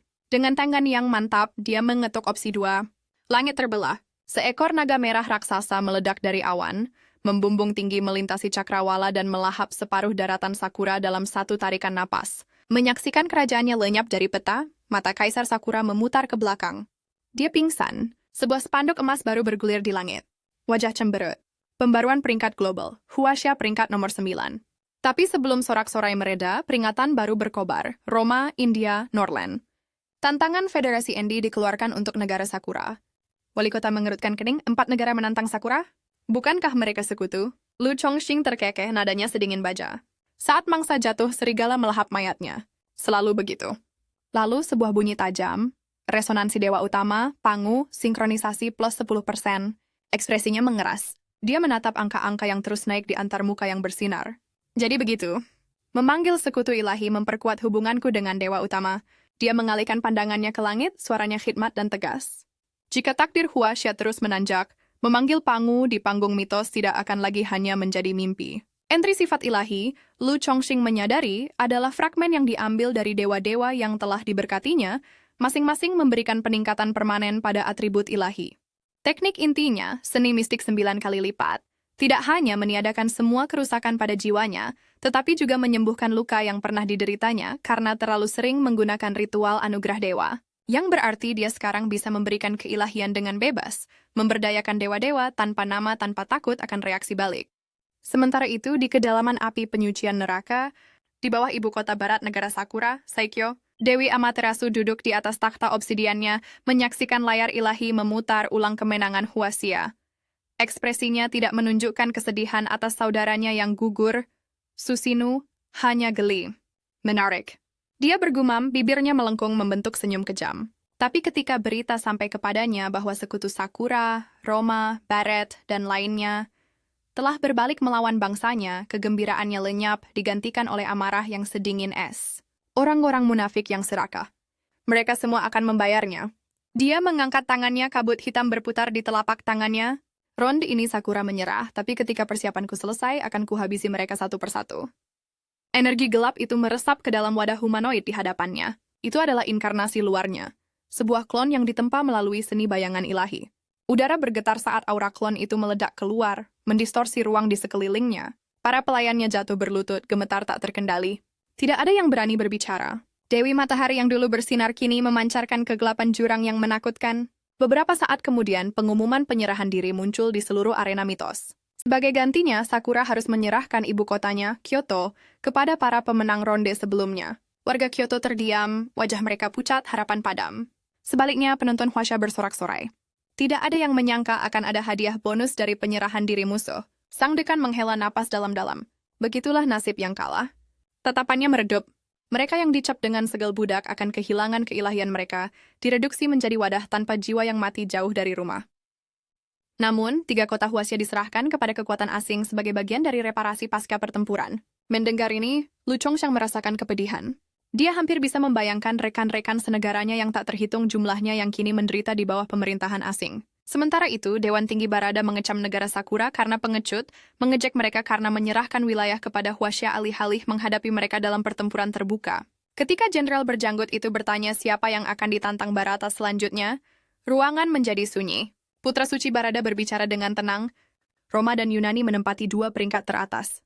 Negara-negara kecil ambisius namun tidak berharga, tidak ada keuntungan di sana. Oleh karena itu, katanya, lawan kita berikutnya adalah Huaxia. Mata sang jenderal terbelalak. Huaxia baru saja menghancurkan negara Sakura sepenuhnya. Lebih buruk lagi, seorang jenius seperti Lu Chongxiang telah muncul. Mengalahkan mereka tidak akan mudah. Namun sang matahari suci hanya menyeringai. Kuat atau tidak dewa-dewa mereka lumpuh. Dia menjelaskan bahwa para dewa Huaxia kehilangan keilahian sejati mereka ribuan tahun yang lalu dalam perang kuno. Dewa-dewa mereka sekarang nyaris tidak bisa mencapai peringkat jenderal dewa. Adapun raja-raja dewa, tidak ada. Sang jenderal menertawakan ketakutannya sendiri. Dengan raja-raja dewa kita yang tak terhitung jumlahnya, kemenangan akan mudah. Mata putra suci bersinar dengan kedengkian. Tak lama lagi, dewa-dewa rapuh Huaxia akan terhapus dari surga. Hati sang jenderal menjadi dingin. Apakah ini benar-benar biksu pertapa yang sama yang pernah kuhormati? Kemudian, di panggung siaran arena, pembawa acara meninjau antrian pertandingan dengan senyum tertarik. Ronde berikutnya, Barata menantang Huaxia, umumkannya. Pernyataan itu mengirimkan gelombang kejut ke seluruh penonton Huaxia. Bentrokan dengan salah satu dari 3 peradaban besar tampak hampir seperti bunuh diri. Tapi Lu Chongxiang hanya menyipitkan matanya. Jadi mereka benar-benar berpikir Huaxia adalah target yang mudah. Beberapa hari kemudian, di dalam Komando Perang Nasional Huaxia, persiapan sudah dilakukan. Gambaran warga Sakura yang diperbudak masih melekat di benak Lu Chongxiang, memicu tekadnya. Dia menoleh ke Lu Qing. 3 kota mana yang kita kehilangan? Mingao, Pelabuhan Hong, dan Yilai, jawab Lu Qing dengan muram. Yilai saja bisa menopang sebuah kekaisaran. Bahkan jika kita mengerahkan semua sumber daya, merebutnya kembali akan memakan waktu puluhan tahun. Lu Chongxiang mengepalkan tinjunya. Kalau begitu mari kita mulai. Jika leluhur kita tidak bisa, kita akan melakukannya. Dia meminta profil lengkap dewa-dewa tipe komando Huaxia. Lu Cheng mengangkat alis. Kau berencana menggunakan jenderal dewa untuk merebut kembali tanah yang hilang? Tepat. Beberapa saat kemudian, setumpuk berkas rahasia muncul di hadapannya. Setiap file bertuliskan lambang dewa perang terkuat Huaxia. Yang mengejutkan Luo Chongxin, Xiongyu yang perkasa, sang penakluk sendiri, hanya terdaftar sebagai dewa peringkat B di daftar dewa. Ketika Lu Cheng mengetahui 3 dewa yang dipilih Lu, ekspresinya menjadi serius. Qi dan Neza masuk akal. Keduanya telah membuktikan kekuatan mereka dalam perang para dewa. Tapi Xiongyu itu tampak kurang mengesankan. Keraguannya hanya berlangsung sesaat. Dalam hitungan detik, Lu Chongshang telah mengangkat avatar ilahi Xiong dari peringkat C menjadi peringkat S ganda yang membara. Tingkat sinkronisasi antara manusia dan dewa meroket hingga 90%. Melihat tubuh Lo gemetar karena kelelahan, sang dekan bergegas maju. Berhenti, kau sudah terlalu banyak memberi. Kau sudah melakukan lebih dari cukup untuk Huaxia. Pria tua itu memohon, tetapi Lu hanya memejamkan mata, membiarkan aura kematian yang menyebar menyelimutinya. Dia mulai mengucapkan mantra kuno kelahiran kembali mistik 9 kali lipat. Gelombang pasang energi spiritual melonjak keluar. Kabut hitam itu lenyap seketika. Ketika tekanan mereda, Lu membuka matanya, senyum tipis tersungging di bibirnya. Tekniknya berhasil. Tidak ada lagi risiko bagi jiwaku. Jangan khawatir, katanya kepada dekan dengan tenang. Dewa sejatiku adalah Pangu sang pencipta. Tidak ada serangan balik spiritual yang bisa menyentuhku. Sang dekan membeku. Pangu. Pikirannya berputar. Apakah anak ini bahkan masih manusia? Setelah pulih, Lu mengalihkan pandangannya kembali ke wujud spektral Xiongyu. Dalam sejarah panjang Huaxia, sang penguasa telah berdiri tak tertandingi, namun tidak ada yang pernah benar-benar menyaksikan kemuliaan ilahinya. Mulai hari ini, gumam Lu, dunia akan mengingat nama Xiongyu yang tak terkalahkan. Seorang wanita muda bergegas menghampirinya, matanya berbinar. Lu Xun, kau satu-satunya idolaku. Di sampingnya, Nesa yang berapi-api melayang, mempelajari Lu dari ujung kepala sampai ujung kaki. Aneh, kata Nesa. Kenapa kau membawa aura sang patriark? Kesadaran menghantam Lu seperti kilat. Satu melahirkan 3 kemurnian. Tawi Jinrun adalah murid Yuan Shurtian Zuan, salah satu dari 3 kemurnian, dan Neza adalah murid Tawi, yang berarti Neza pada dasarnya adalah cucu murid Pangu. Saat pikiran itu terbentuk, sebuah siluet raksasa muncul sejenak di belakang Lu, bayangan Pangu sendiri. Nesa membeku, air mata berlinang seolah baru saja melihat leluhur yang telah lama hilang dari 10.000 tahun yang lalu. Sebenarnya hati Nesa tidak pernah jahat. Dia hanyalah seorang anak laki-laki yang haus akan kasih sayang ayahnya. Setiap tindakan pemberontakan, setiap percikan pembangkangan hanyalah teriakan minta perhatian dari Li Jing. Menyaksikan penghormatan Neza yang penuh air mata di hadapan bayangan sang patriark, Lu Chongshang mengangkat tangannya dan mulai menyalurkan energi ilahi ke dalam dirinya. Saat mantra khusus diucapkan, udara di sekitar mereka bergetar dengan kekuatan kuno. Tubuh Neza tersentak, gelombang esensi ilahi yang luar biasa meledak dari dalam. Api dan angin berputar di bawah kakinya. Roda angin api menyala, tombak berujung api berkilauan di genggamannya, dan cincin Qingwen serta sutra lengan merah menyala di bahunya. Kontraktornya, gadis di sampingnya, terkesiap keras, ya Tuhan, tingkat sinkronisasi kita baru saja melonjak dari 30 menjadi 80%. Tiba-tiba, bayangan raksasa Pangu muncul sekali lagi di atas mereka, suaranya menggema seperti guntur yang menggelinding. Cukup, karena kau adalah cicit muridku, biarkan aku menganugerahkan sedikit lebih banyak padamu. Saat itu, wujud Neza berubah lagi. 3 kepala, 6 lengan, aura ilahinya menyala seperti matahari yang baru lahir. Terpesona, Neza berlutut dan membungkuk dalam-dalam. Guru besar, murid ini tidak akan pernah melupakan anugerahmu. Dengan restu Pangu dan kediaman ilahi Lu Chongxing, gadis itu, Lin Exen, diangkat menjadi kontraktor ilahi peringkat S. Tingkat sinkronisasinya dengan Neza stabil di 86%. Ketika sampai pada Lu Yanran, gadis yang terikat pada Jenderal Bai Qi, matanya berbinar-binar dengan kekaguman murni. Seandainya Bai Qi belum menerima keilahian penuhnya, dia pasti akan memohon pada Lu Chongshun untuk pemberdayaan lagi. Tak lama kemudian, semua dewa terpilih dan wadah manusia mereka berkumpul di aula perang. Liu Chongshang berdiri di tengah. Suaranya mantap namun memerintah. Dengarkan baik-baik, apa yang akan terjadi selanjutnya akan menguji batas kemampuan dewa dan manusia. Tujuan kita selanjutnya, kata Lu Chongxing, adalah merebut kembali 3 kota Huaxia yang hilang. Nada suaranya tenang, namun perintah yang mengikutinya membungkam seluruh ruang perang. Luo Qing akan memimpin 30.000 pasukan. Neza, Xiongyu, dan Bai Qi masing-masing akan memimpin front mereka sendiri. Kita menyerang sekaligus. Wali kota mengerutkan kening. Bahkan dengan sebagian besar negara fokus pada turnamen, koloni-koloni itu dijaga ketat. 30.000 tidak akan cukup. Lu Cheng tersenyum tipis. Kalau bukan karena Lu Chongshang, kerugian kita pasti sudah tidak bisa diperbaiki. Terkadang syik keyakinan pada yang muda adalah kekuatan terbesar. Kata-kata itu terasa berat. Ini bukan misi sederhana, tapi deklarasi kelahiran kembali bangsa. Lu Chongshang menambahkan, kita akan menyiarkan kampanye ini secara langsung. Rakyat harus melihat dewa masih bersama Huaxia. Alis sang dekan berkerut. Jika kita gagal, seluruh dunia akan menertawakan kita. Kalau begitu biarkan mereka menonton, jawab Lu tersenyum. Karena kita tidak akan gagal. Suaranya terdengar seperti guntur di seluruh ruang komando.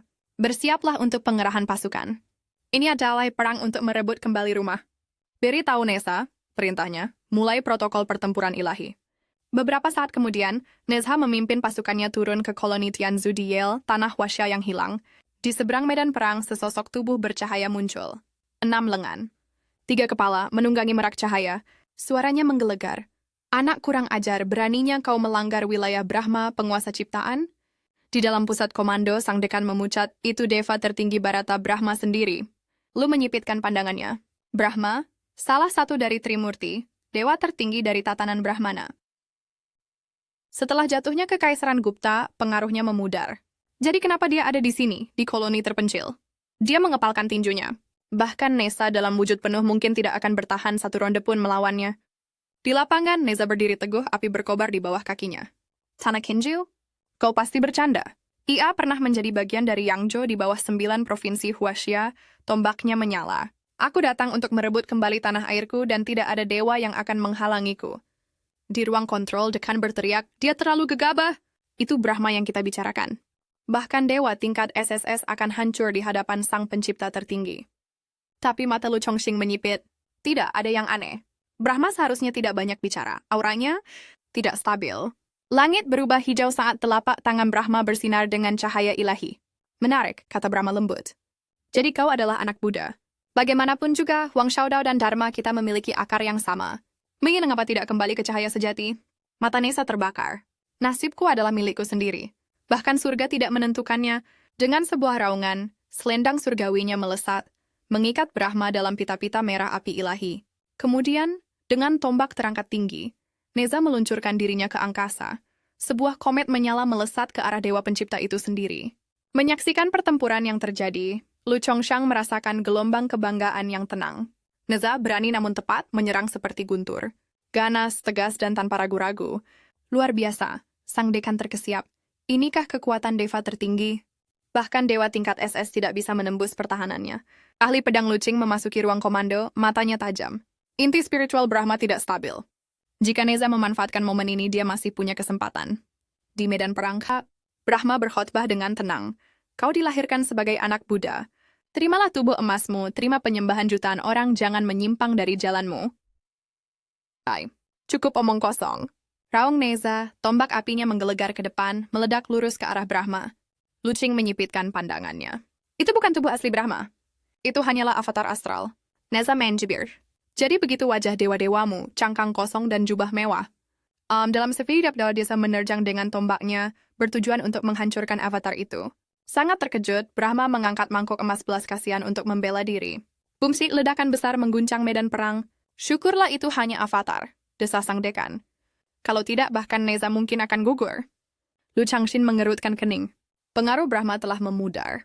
Dulu dewa tinggi di antara Trimurti, sekarang direduksi menjadi mengirim avatar untuk berkhotbah di koloni-koloni. Shiva, Vishnu, Brahma masing-masing akan menjadi musuh yang tangguh di arena mitos. Sementara itu, di Hongdao, Xioniu membakar setiap kapal. Api membumbung tinggi. Putra-putra Huaxia, teriaknya, kita sudah cukup menderita. Bakar kapal-kapal ini, bertempurlah tanpa mundur, rebut kembali tanah air kita. Para prajuritnya meraung serempak. Itulah Raja Penakluk sejati. Bertarung di bawah Xiongyu. Kami mati tanpa penyesalan. Punggung ke dinding, rebut kembali tanah kita. Teriakan itu menggema di seluruh pelabuhan yang terbakar, menggelegar dan tak tergoyahkan.